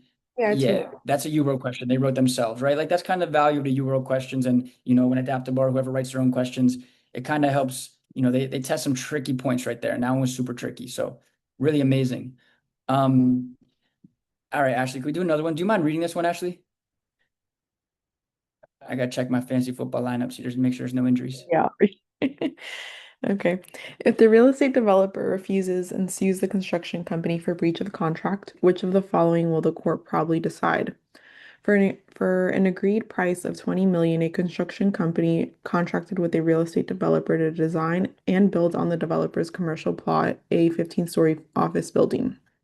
And excavating for the foundation and underground utilities, the construction company encountered a massive layer of granite at a depth of 15 feet. By reasonable safety criteria, the building's foundation required a minimum excavation of 25 feet. When the contract was made, neither the real estate developer nor the construction company was aware of the subsurface granite, and neither party had hired a qualified expert to test for the subsurface granite, exclaiming accurately that removal of either granite to permit the construction as planned would cost the construction company an additional 3 million and a probable net loss of the contract of 2 million. The construction company refused to proceed with the work unless the real estate developer would promise to pay an additional 2.5 million for the completed building. So the construction company is excused because the contract is voidable on account of the parties' mutual mistake concerning an essential underlying fact. B, the construction company is excused under the modern doctrine of supervening impossibility, which includes severe impracticability. C, the real estate developer prevails because the construction company assumed the risk of encountering subsurface granite that was unknown to the real estate developer. D, the real estate developer prevails because unless subsurface granite was previously unknown anywhere in the vicinity of the real estate developer's construction site. Okay. I've done this question before. I feel like this question it's questionable, right? It really comes down to the fact that they're a construction company, right? And they do this, and they did not hire a qualified expert to test for subsurface granite. So I'm sure a lot of people would get this question wrong. I've definitely gotten this question wrong in the past. I'm like, hey, it was a mutual mistake. There was it's like the wench that only goes down 10 feet and then it turned out being 15 feet. But here in this particular question, they say, and I just remember this question, that, they are in the field of construction. And I think the key sentence is that they didn't hire a qualified expert to test for subsurface granite. So they should have done that. So it leads us to pick the answer C. I don't love this question. I think that there's arguments for and against it. I mean, MBE is a tough test, but that's what they want you to learn from this question, that, because it's their domain and because they could have hired an expert, they assume the risk here as the construction company. So yeah, look, a lot of people pick A there. So yeah, some are saying no way. I mean, I don't love this question, but mutual mistake renders a contract voidable. Yeah, it's an NCB question, right? From 95. I'm sure a lot of y'all weren't even born then. I was up. Mutual mistake renders a contract voidable by the adversely affected party when the mistake relates to a basic assumption of the contract. The mistake materially affects agreed upon exchange of performance, and the adversely affected party did not assume the risk of the mistake. Go ahead, Jennifer. Well, what's the I got it right, but I just can't remember what the difference was between this one and the one that you're talking about that we did a few days ago, where it wasn't deep enough. I don't remember the facts of that one, Okay, so I so can't tell the that one is difference. like, it's like, hey, dude's stuck in a ditch and he calls the towing company and is like, hey, I'm stuck in a ditch and I'm down 8 feet. And the towing company says, oh, great, because our longest tow goes down 10 feet. And then they pull up and it turns out to be 15 feet. Well, they were, it was a mutual mistake. It was um, an essential mistake that rendered the contract unenforceable or voidable because they both assumed that it went far enough. And there's no facts there to be like, oh, well, the towing company should have known, right? They assumed the risk. Like, no, you told me it was 8 feet. It turned out to be 15 feet. There's no way I could have assumed that risk, right? But here, it's like they're doing a construction project. They're in the business of excavation, and they failed to hire an expert to test for it. So there's just more facts here to show that they assume the risk. Whereas in that other question, there was no facts to show that they assume the risk, right? Again, it has to do with them being in the field and them refusing to do it. Yeah. Here they're saying the burden was on the construction company and not the builder because,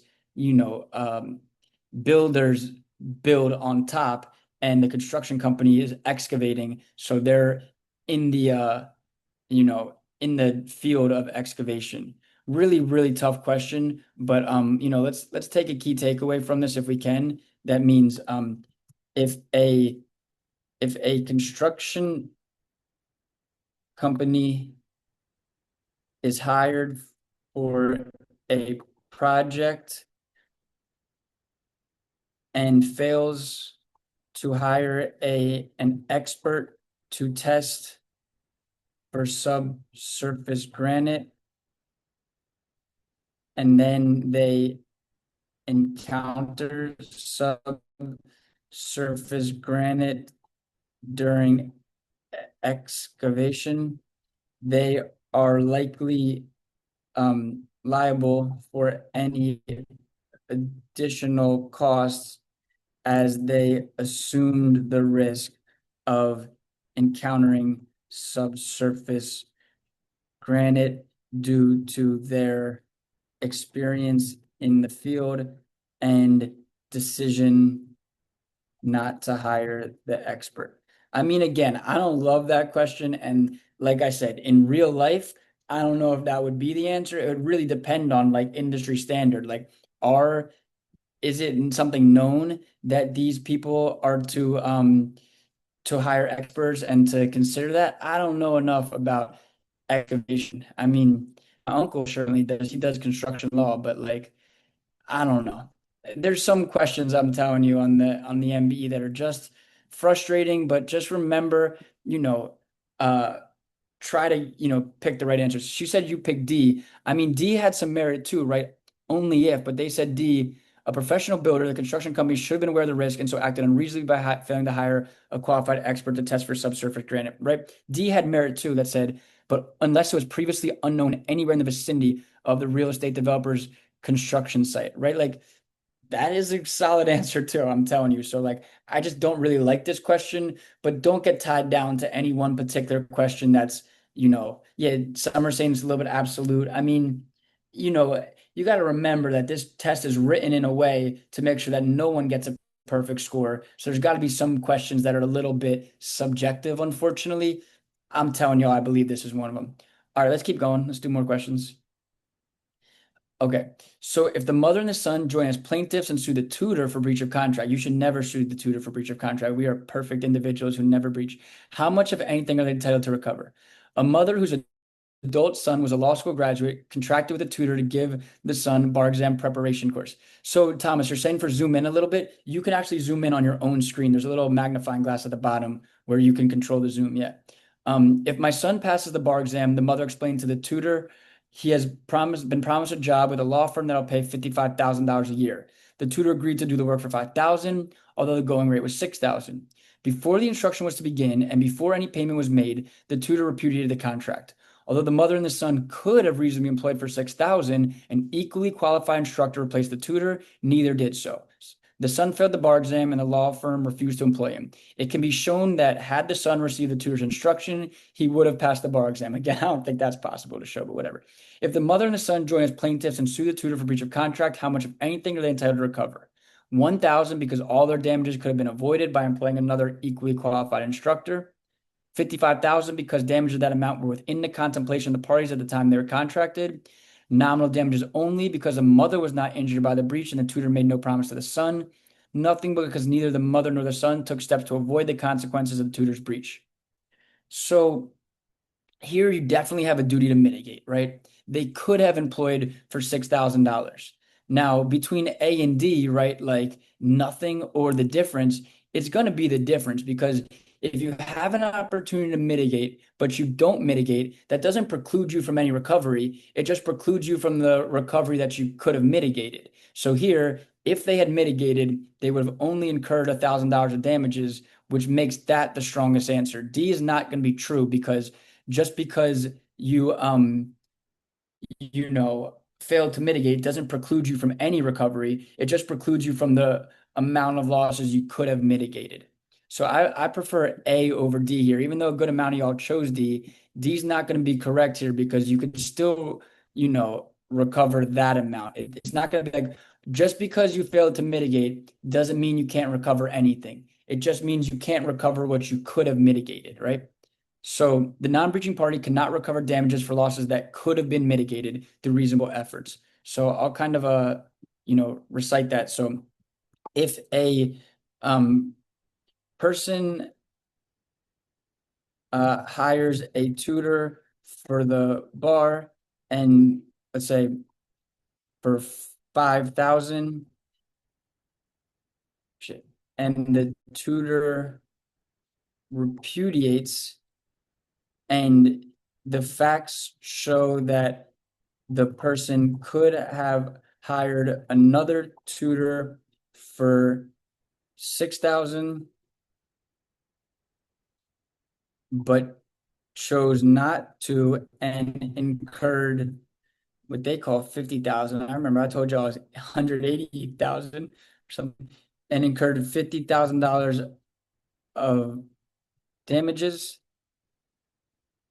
They can recover $1,000 because all other losses could have been mitigated. And then just because a lot of y'all were confused about this, failure to mitigate does not preclude a party from recovery. It just precludes them from recovering what could have been mitigated.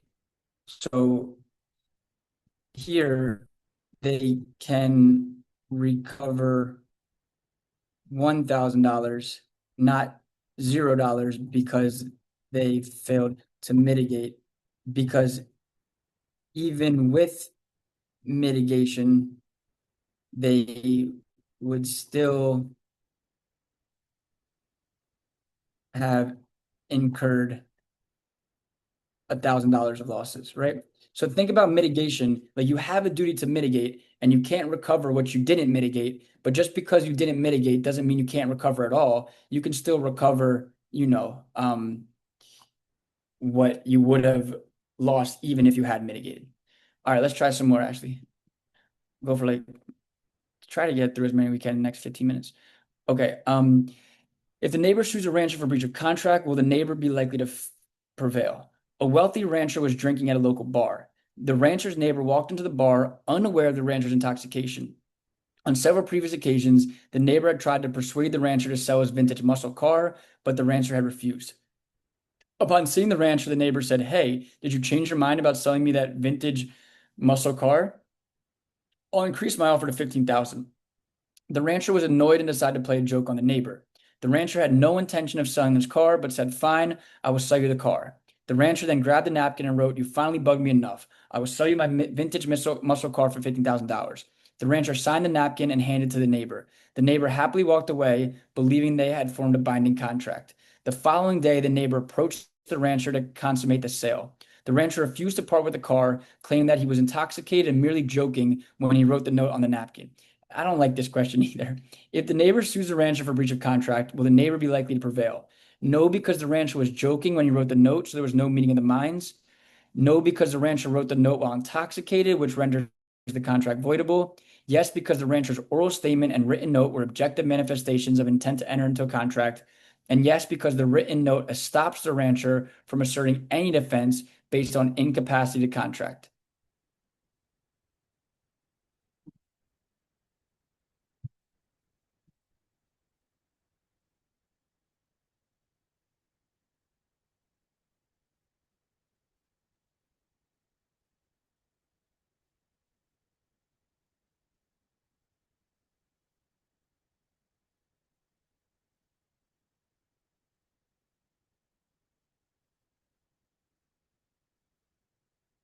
So I know we've kind of appropriated this question on Birdie, and shouldn't be mad at me for the answer. Most people are picking C.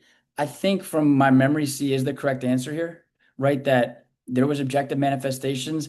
I think there's arguments to A and B, right? Was he joking or not joking? I mean, it's hard to tell because $15,000, does that seem like a joke? It kind of seems fine.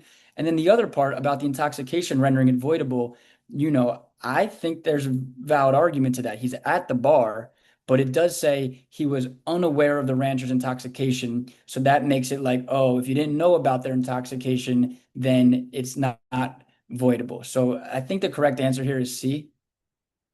Let's try it.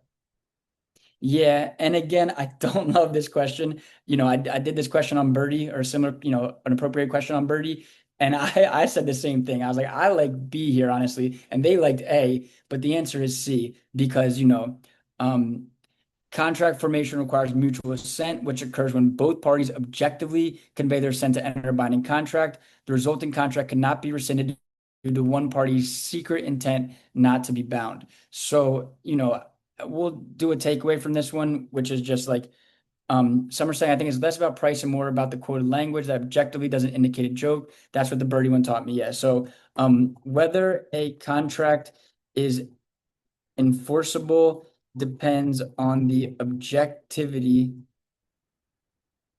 of the circumstances. If one party is secretly joking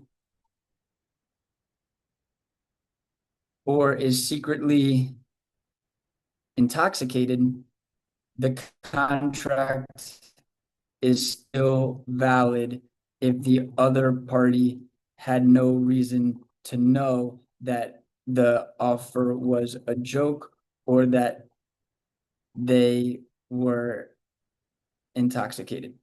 Again, why I didn't like this question is because I was like, if you walked into the bar, that's what people at bars are, intoxicated. How would you not know he was I don't love this question, but you could see this is a if you go back to it, the question, this is a UWorld question. You can see we appropriated a lot of questions, rewrote a lot of questions from a lot of different sources because, we're trying to give you guys with Birdie a pretty, you know, exposure to all different types of questions.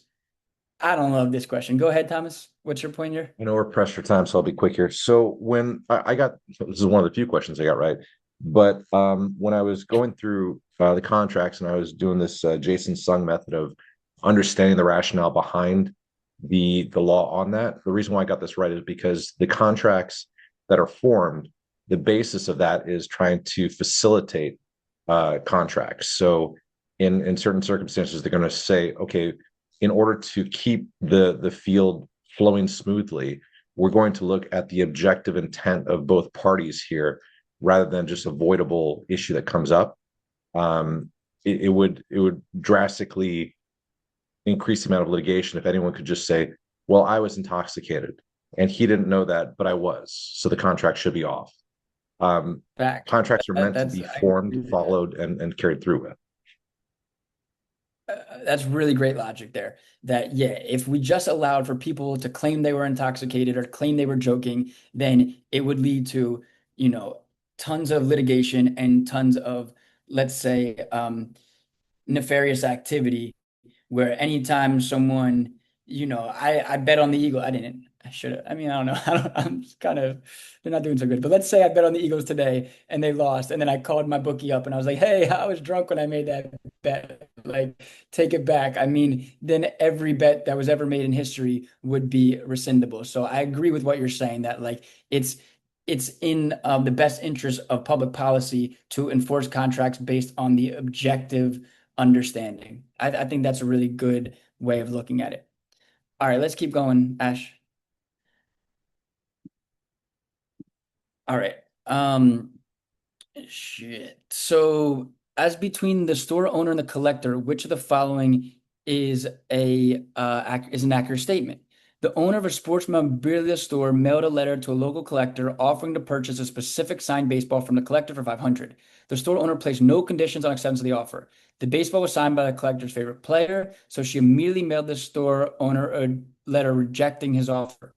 An hour after sending the rejection letter, the collector realized she could use the money and sent the store owner an email accepting his offer. As between the store owner and the collector, which of the following is an accurate statement? They do not have a contract because the acceptance was sent by email and not by mail like the offer letter. They do not have a contract because the collector's rejection letter was effective at the time it was sent.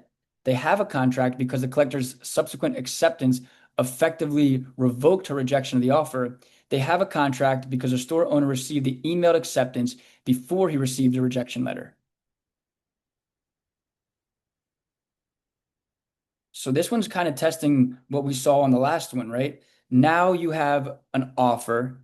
The person sent a rejection first in the mail, but then they sent an email that they received first. And from the understanding is it's like if the rejection is sent first and then the acceptance, whatever is received first would prevail, which I mean, most people are picking D here as the proper answer. The collector subsequently sends effectively revoked her rejection. Yeah, let's try D. Right. Cool. Tough freaking concept, but we learned it today. And these were UWorld written questions that reinforced that point. The mailbox rule does not apply if the offerer first sends a rejection, and then an acceptance. In that case, whichever communication is received first controlled. So, we'll kind of reinforce this point on the cram guide. If a party receives an offer and sends a rejection letter in the mail, followed by an acceptance via email, the mailbox rule will not apply, and whichever is received first will dictate, presumably the email, right? So Sorry, really nice. I mean, I have go a ahead. question. Sorry, silly question, but email falls under the mailbox rule. Yeah, typically, right, like it's effective upon dispatch of the email. I think there's an implicit understanding that emails are received immediately because they arrive in the mailbox immediately. So an email is kind of like, yes, it falls under the mailbox rule, but it's like an instantaneous delivery, if that kind of makes sense. Okay. And like Amanda's saying, unless the contract specifies how the acceptance shall be received, right? If it said, acceptances must be made by snail mail, or acceptances must be received by this date, then that would, the offerer can control the means of acceptance, certainly. All right, let's try the next one. Okay. Is the manufacturer likely to prevail in its suit against the producer for losses arising from the defective engines? So a producer of small engines contracted to supply 5,000 engines per month to a lawnmower manufacturer for the next 3 years at an agreed upon price. The producer sent the manufacturer a form quotation that included a standard boilerplate indemnification clause requiring the manufacturer to indemnify the producer for losses arising from the transaction. The producer's form also included a statute of limitations provision requiring that claims arising from defective engines be brought within 1 year of delivery. The manufacturer subsequently ordered engines using a form requiring the producer to indemnify the manufacturer for any losses arising from engine defects and specifying a 3-year statute of limitations for claims arising from the engines. Okay. 2 years later, the manufacturer discovered that 20% of the engines delivered in the first year were defective and filed suit against the producer seeking indemnification. The jurisdiction has adopted the UCC gap filling provisions, which include a default 4-year statute of limitations. Is the manufacturer likely to prevail in its suit against the producer for losses arising from the defective engines? No, because a contract is only enforceable under the mirror image rule if there's a meeting of minds on all terms. No, because the producer is master of the offer and therefore the contractual terms in its form quotation control. Yes, because the producer failed to object to the conflicting terms when accepted the manufacturer's purchase order. Or yes, because the UCC operates to replace the conflicting statute of limitations with its 4-year statute of limitations.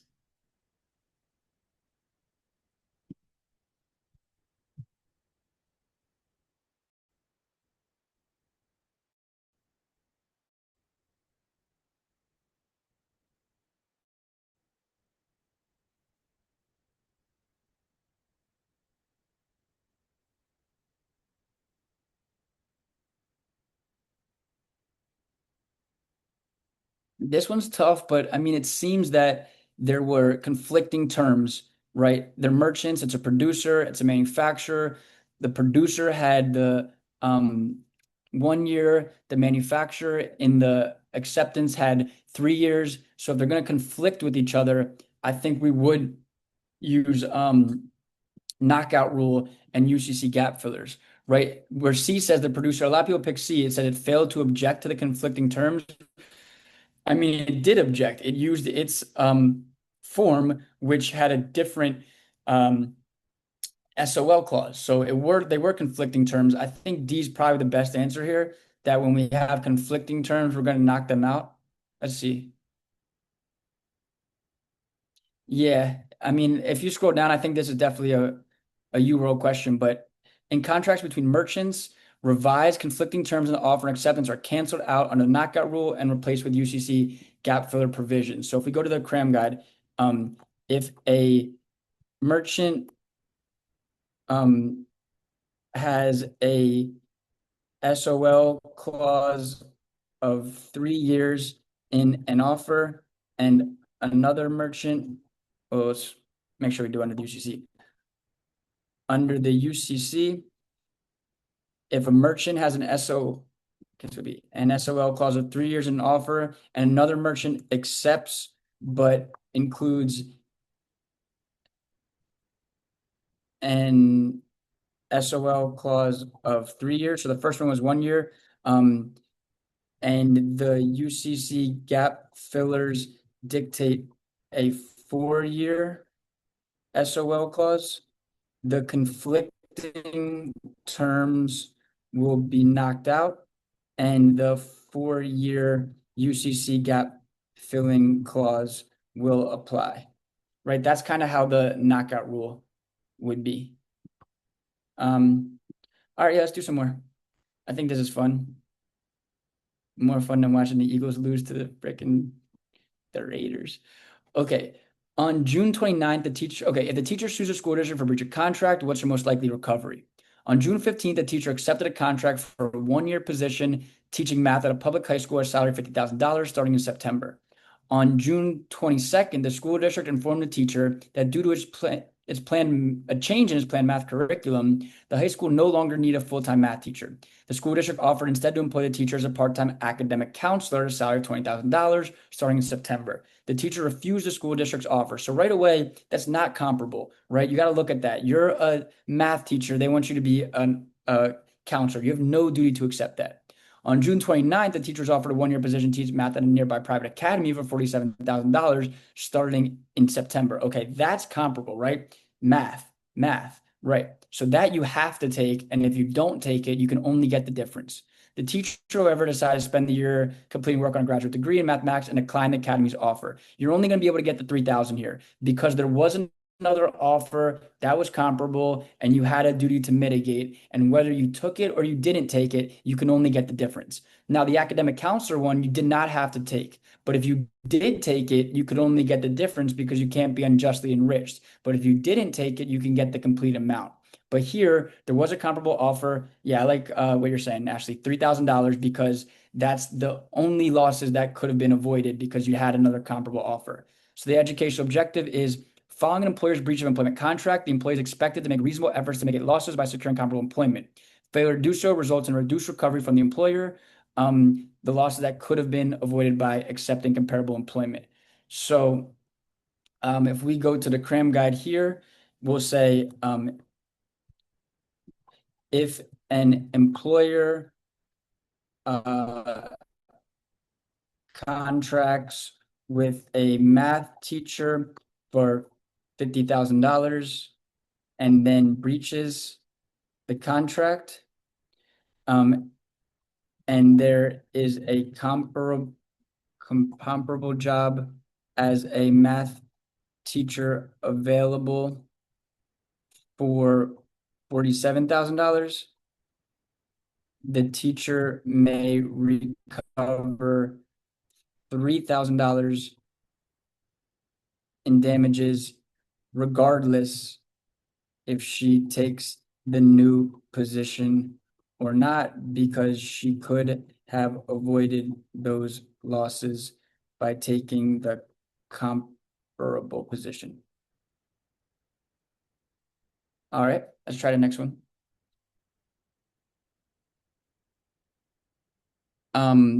Does the customer have a claim against the bank for $25? Upon entering a bank to open an account, a customer read a poster on the bank's wall that stated, "New customers, $25 for 5 minutes. If you stand in line for more than 5 minutes, we will pay you $25. We like happy customers." That's a unilateral contract that can be accepted by performance. And once performance has begun, the contract has not been accepted, the offer has not been accepted, but the offer is irrevocable. The customer stood in line and started timing his wait. Just as 5 minutes was about to pass, the bank manager tore the poster down and announced, "The $25 stand-in promotion is over." The sorry, get a new poll. The customer waited in line 10 more minutes before being served. Does the customer have a claim against the bank for $25? No, because the bank withdrew its offer before the customer completed the requested performance. No, because the bank statement was a non-binding gift promise. Yes, because the bank cannot revoke its offer once the customer commenced performance. Yes. Yes, because the customer's presence in the line served as notice to the bank that had been accepted. D is not correct because it hadn't been accepted until you finished performance. But C is correct because once performance had begun, the offer had become irrevocable. So I like that answer the best. And I'll put that on the cram guide that that a unilateral contract offer that can be accepted by performance is irrevocable once performance has begun, although acceptance does not occur until performance has been completed. For example, if a bank offers $25 to whoever waits in line for 5 minutes.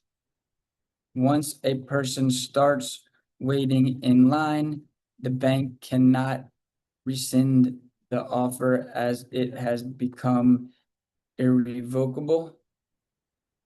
And once they wait for 5 minutes, they have effectively accepted the offer.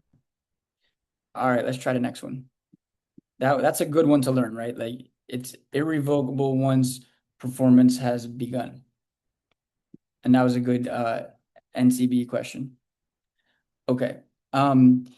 So if the woman sues a neighbor for breach of contract, will he be likely to prevail? An elderly woman underwent major surgery and spent 2 weeks in the hospital. The woman continued to take powerful pain medication for several weeks after she returned home. During her recovery, she offered to sell her car for $450 to her neighbor who owned a house cleaning service. The neighbor said, "That's great. I need a car to transport all the people who work for me to their job sites." In fact, the woman's car was worth $3,000, and the neighbor knew this. He was also aware that the woman had undergone surgery and knew that she seemed out of it because of the medication she was taking. So here, it seems problematic, right? Several days later, the woman's son found out about the deal and contacted the neighbor, telling him the woman would sell him the car, but for $3,450. The next day, when the neighbor tendered $450 and demanded that the woman give him the car, she refused. If the neighbor sues the woman for breach of contract, is she likely to prevail? And the answer choices are no, because the contract was voidable due to the woman's apparent incapacity. No, because the woman put nothing in writing. Yes, because the neighbor's reliance on the otherwise voidable contract made enforceable. Yes, because the woman's offer and the neighbor's acceptance created an enforceable contract. Well, here, the problem is that he was aware, she seemed out of it, so it's going to be voidable to the woman's apparent incapacity. Now, if the woman had been rendered incompetent, adjudicated incompetent by a court of law, it would actually be void. If you're adjudicated incompetent, the contract is void. If you are incompetent, the other person knows you're incompetent, then it's voidable. So I like that answer A here. Go ahead, Morgan.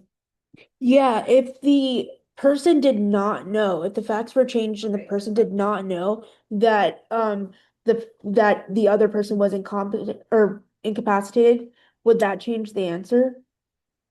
Yes, and exactly what we talked about earlier with the drunk thing, that, what Thomas was saying, we want to enforce contracts. So like if you had no reason to know and they weren't adjudicated incompetent and objectively they seem competent, then there would be a strong argument that it is an enforceable contract. Here, the key piece of information is that they knew about it. So in the cram guide, I'm saying if a person is aware that that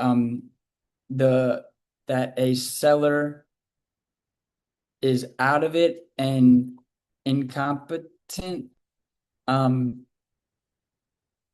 and they are buying the car at a bargain, the contract is voidable at the seller's behalf because the buyer knew of the seller's incapacity, right? We're kind of, it's a good session. We're kind of doing some questions that like reinforce both sides of it, right? The mailbox rule exception, we did both sides of it. The incapacity one, whether they knew or they didn't know, we did both sides. So these are good. All right, let's continue.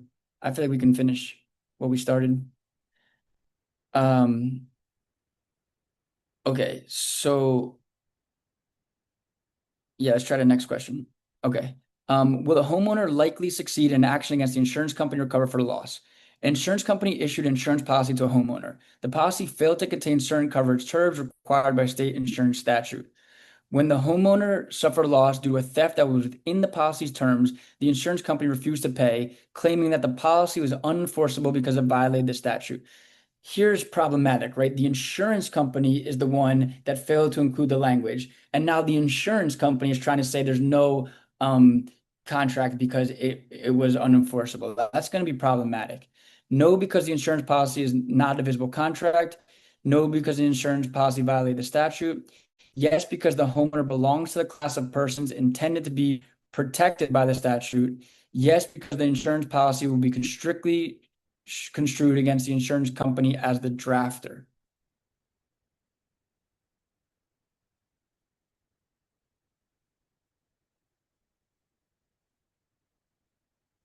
So there's a debate here between two answer choices. I kind of agree with the minority. Well, now it's turning into the half and half. All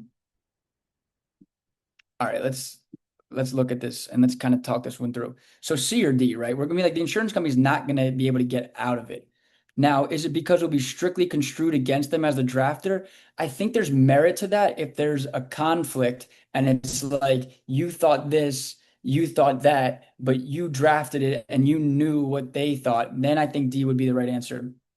But here, I think it has to do with them being the class of persons intended to be protected by the statute because, you know, the reason that the statute exists were to protect homeowners, right? Because there needs to be certain coverage terms. And now a homeowner is trying to,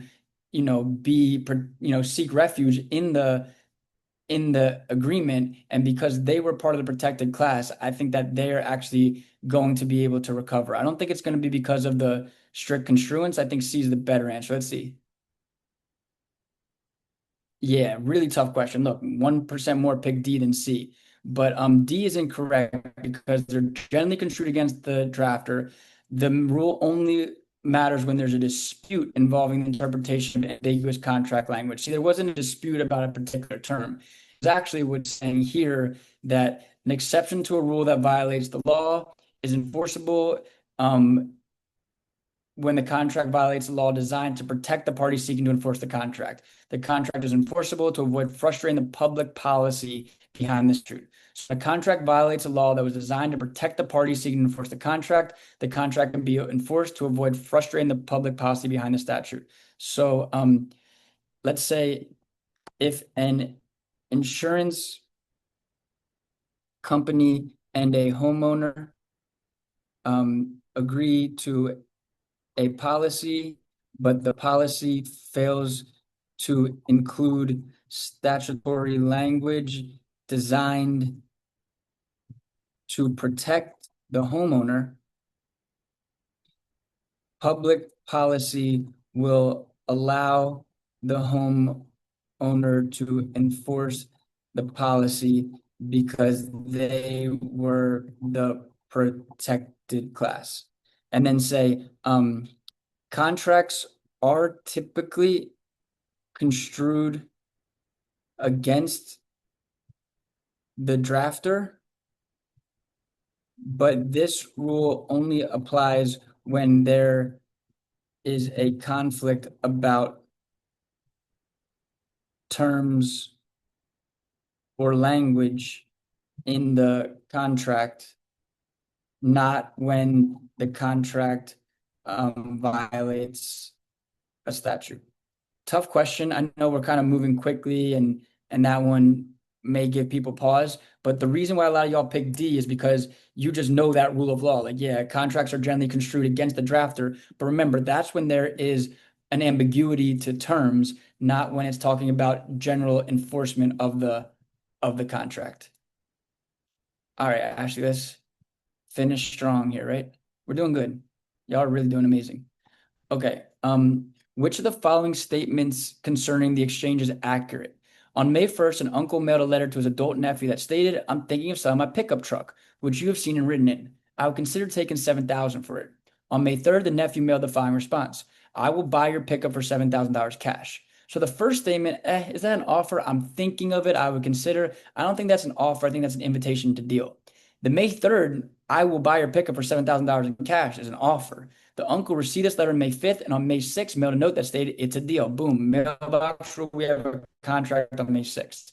On May 7th, before the nephew had received the letter of May 6th, he phoned his uncle to report that he no longer wanted to buy the pickup truck because his driver's license is suspended. But we've already talked about this. If the acceptance is mailed first, we end right there. So there's a contract as of May 6th. Not to give away the answer super quickly, but like that seems to be the facts here, right? That once he mailed the acceptance, there was an enforceable contract. So the takeaway from this one, let's see what they say. An offer to form a contract must communicate definitive terms of the offeree and make an objectively reasonable expression of the offer's intent to enter a binding contract. Such an offer can then be accepted by mail and will be effective upon dispatch if a mailing is a reasonable method of communicating acceptance. So an invitation to deal is not an offer, but once an offer has been made and an acceptance has been mailed, there is a binding contract. Pretty simple. All right, let's try. I think we got 3 more. And usually I'm not going to go so much longer over the time constraints, but we spent some time this morning, doing halftime speeches and such. And I just want to I want to do my best always to make sure that my students pass this test so that you can refer me more business in the future and that you guys don't come after me for this $1,000 like that one question said. All right, as of November 12th, is there an enforceable contract between the supplier and the owner? A restaurant owner sent a signed order form to a produce supplier that read, "Please ship us 100 pounds of potatoes at your current price." The supplier received the order form on November 9th. Later the same day, the supplier mailed the owner a letter with the proper address and postage. The letter stated that the order had been accepted at the supplier's current price for potatoes. Okay, so he mailed him an acceptance, right? On November 10th, before receiving the supplier's reply, the owner telephoned the supplier to inform the supplier that the owner had found a closer supplier and was canceling the order. The supplier asked the owner to reconsider, but the owner refused. On November 11th, the owner received the supplier's letter. Relying on the owner's telephone call, the supplier never shipped any potatoes to the restaurant. As of November 12th, is there an enforceable contract between the supplier and the owner? No, because the owner effectively revoked its offer before it was properly accepted. No, because the owner's offer could be accepted only by shipment of goods and the supplier never shipped the potatoes. Yes, because the owner's offer was irrevocable for a reasonable time. Yes, because the supplier effectively accepted the owner's offer before the owner revoked it. I feel like we've done so many mailbox questions today, but he accepted the offer, right? It was a prompt shipment order, which could be affected by prompt shipment or by acceptance. And here, on November 9th, he mailed the owner an acceptance. So I think it was accepted before it could be revoked. I think D is the best answer. Right. So under the mailbox rule, once an offer has been accepted, it cannot be revoked. I mean, I could go more into detail with that point, but we've done multiple questions to really hammer down that point. So, the reason I like doing these workshops is because it's random. And sometimes I feel like if I'm too intentional in what I teach, I leave things out. This one, for better or for worse, we've really enforced mailbox rule understandings. And I think, that's a good thing. On test day, y'all should do really well on the mailbox rule.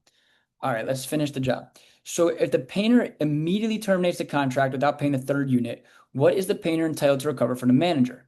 So a painter contracted with an apartment manager to paint 3 identical apartment units for $1,000 each. The contract provided for the manager's payment of $3,000 upon the painter's completion of the work on all 3 units. So it's, payment upon completion. The painter did not ask for any payment when the first unit was completely painted, but she demanded $2,000 after paying the 2nd unit. Assume the manager rightfully refused the painter's demand for payment. If the painter immediately terminates the contract without paying the 3rd unit, what is the painter entitled to recover from the manager? Okay. Nothing, because payment was expressly conditioned on the completion of all 3 units. Sure. I mean, there's merit to that. The amount equal to the increase in the combined value of the 2 painted units resulting from the painter's work. The painter's expenditures plus anticipated profit in paying the first 2 units up to a maximum of $2,000. The reasonable value of the painter's services in paying the 2 units, less the manager's damages, if any, for the painter's failure to paint the 3rd unit. I mean, you guys are all picking D here because that really is going to be the best, right? They're not going to be able to be unjustly enriched. They're going to have to pay for how much was painted, but if they have to get a new painter to finish the 3rd unit and that takes away, then there will be additional damages to consider. So let me just look through this quickly. Nothing, because paint was expressly conditioned on completion of all 3 units. No. The amount equal to the increase in the combined value of the two painted units resulting from the painter's work? No. The painter's expenditures plus anticipated profit in painting the first units to a maximum recovery? No. I mean, D's the only one because they're the breaching party, but as the breaching party, they're going to be able to get some sort of restitution or some sort of payment for the work that they did, minus the additional losses that they incur for having to finish the job. So I think I like D here. Yeah, really great job here. So the breaching party can recover restitutionary damages for the reasonable value of the work performed before the breach, less any damages suffered by the non-breaching party. So let's say if a painter is supposed to paint 3 houses but abandons the job after painting 2, the painter may recover the reasonable value of painting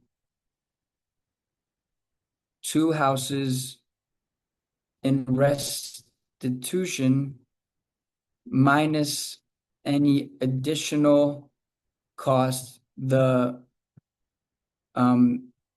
let's call him homeowner incurs as a result of getting the 3rd house painted, right?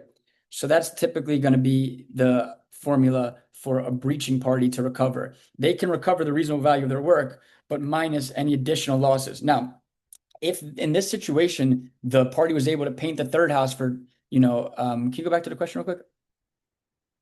If the, it was supposed to be for $1,000 each. If they were able to get the 3rd house painted for $1,000, then here the painter should get the $2,000, right? But if they were able to get the 3rd house painted for dollars additional, so they would only get 1,500, if that makes sense. All right. Can you guys hear me? Let's do one last question. I just got to notice that my internet's unstable. I think it's time to go. Okay. Of course, the last question is long as shit, right? Which of the following arguments will best serve for the vendor's defense? The woman sued the vendor for breach of contract. Okay. On June 1st, a woman telegraphed the vendor, "At what price will you sell 100 of your basic garbage disposal units for delivery around June 10th?" On June 2nd, the vendor telegraphed the woman, I don't know who's using telegraph, "You're in luck. We have only 100 basic garbage disposal units, all on clearance at 50% off usual wholesale of $100 per unit for delivery at our shipping platform on June 12th. On June 5th, the vendor received a letter from the woman that stated, "I accept. Would prefer to pay in full 30 days after invoice." On June 6th, the woman received a telegram from the vendor that stated, "You must pick up at our platform and pay upon delivery." On June 9th, the vendor received a letter from the woman that stated, "I don't deal with people who can't accommodate my simple requests." That sounds like it could be an anticipatory repudiation right there, because I don't deal with people and you're not accommodating. On June 10th, the vendor received a telegram from the woman that stated, "Okay, I'm over a barrel and will pick up the goods on your terms on June 12th. The vendor had sold all 100 of the units to another buyer earlier that day. The woman sued the vendor for breach of contract. Which of the following arguments will best serve as the vendor's defense? So the vendor, sold them to another person. Why were they able to do that? I'm thinking because that statement, "I don't deal with people who can't accommodate my simple request," and they said they wouldn't deal with it, would be unequivocal, intent not to honor the obligation of the contract, which would constitute anticipatory repudiation.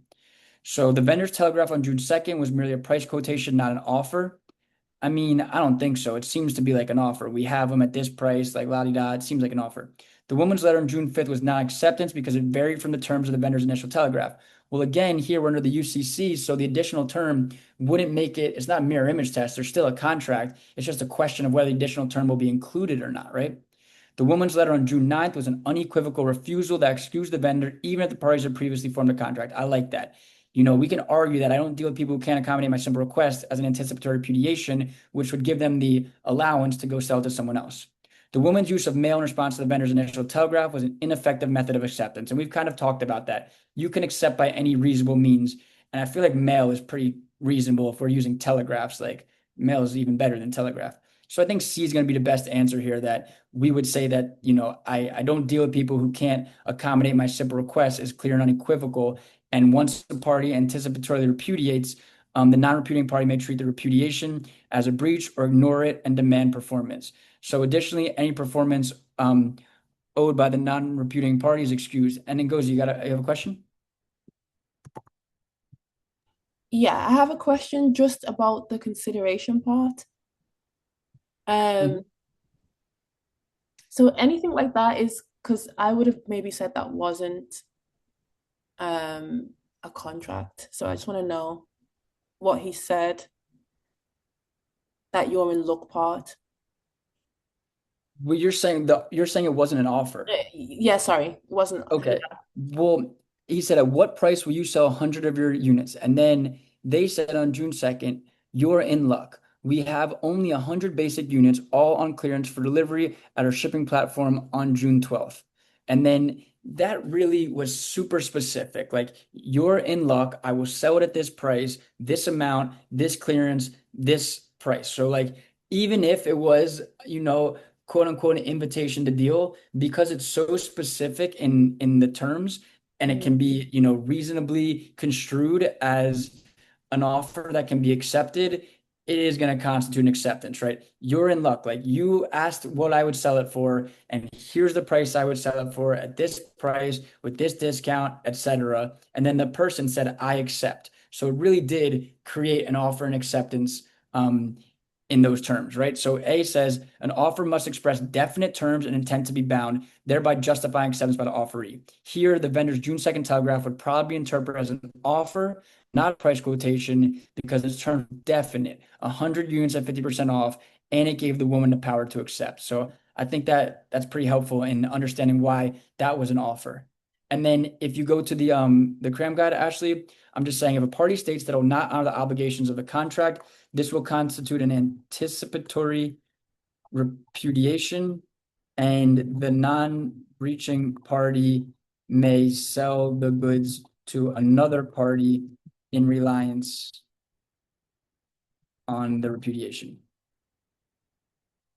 All right, amazing. So, we went a whole hour extra today, but that just kind of shows, the dedication I have to my craft and my students. I think 9 people left early, not to say they're not dedicated, but just to say that, like, I'm not really caring about anything except y'all's success on test day. And, I always go above and beyond for my students. I'm not sure we're going to go this long on other days. You can expect, 11 to 1. That's my contractual obligation. But, I just want everyone to have that same attitude that I have, that, like, the football game can wait. Hanging out with friends can wait. This is my job right now. So I'm going to take it as seriously as possible. And it's your job right now too, to become masters of this material. So I highly encourage everyone to do hella questions, for the rest of the weekend, using Birdie, Adaptabar, UWorld, Helix, whatever you can find. And just the more questions, the merrier. And really feel that by the end of today, you're feeling pretty good about contracts. And then starting on Tuesday, we'll move into torts. And then, like I said, we take some time off for winter break. So that'll give you some time to circle back and to jump ahead to the other subjects, and just keep foot on the gas pedal and try to really strive for true mastery. And I like what Ngozi said in the chat, that she had a light bulb moment today, that once you reject and then accept, it's whatever gets there first. Once you accept, right, really great. If you could just learn one thing, that's a success for me. And then Javier said sharing this exception to the mailbox rule. In an option contract, the acceptance must be received by the offerer before the option period expires. The mailbox rule does not apply. That's true. Options contracts are not bound by the mailbox rule. Additionally, the offerer can contract out of the mailbox rule. If it says the acceptance must be received by this date, well, then even if you send it before that date, but it's not received, it still wouldn't be effective, because the offerer is the master of the terms of acceptance. So, the offerer can contract out of the mailbox rule, an options contract is an exception to the mailbox rule. And under the mailbox rule, if the acceptance is sent first, we have a contract. If the rejection is sent followed by an acceptance, it's whatever is received first that will apply. So thank you, Melissa, Maria, Mary Carmen, Elisabel, Morgan, Jennifer, Thomas, Amanda, Heather, Ngozi, Barbara, Summer, all of y'all for hanging out with me this afternoon. And I hope you have an amazing rest of your weekend. If you're in my Florida class, I'll see you tomorrow. If you're in Rebecca's UBE class, you'll see her tomorrow. Otherwise, I'll be seeing everyone on Tuesday for the continuation. And Morgan, you have a question? I think you're on mute, Can but you hear me? Okay. yeah. I had a quick question about the essays. I know that's not relevant to this class, but how do you like, this is gonna sound weird, but how do you find the motivation to just like do them? Because I'm terrified. And I think I don't know why. Because in law school, like essay writing I was fine. But when it comes to the bar exam, I'm like, I feel that. I I totally don't know feel what it that. is. And I'll be honest, when I first, I passed 4 different bar exams. The first bar exam I ever took, I didn't write barely any essays in practice because I was just like, there was something about it where I was just like, I don't feel like I can do this perfectly yet. And until I feel like I can do it perfectly, I'm not going to attempt it.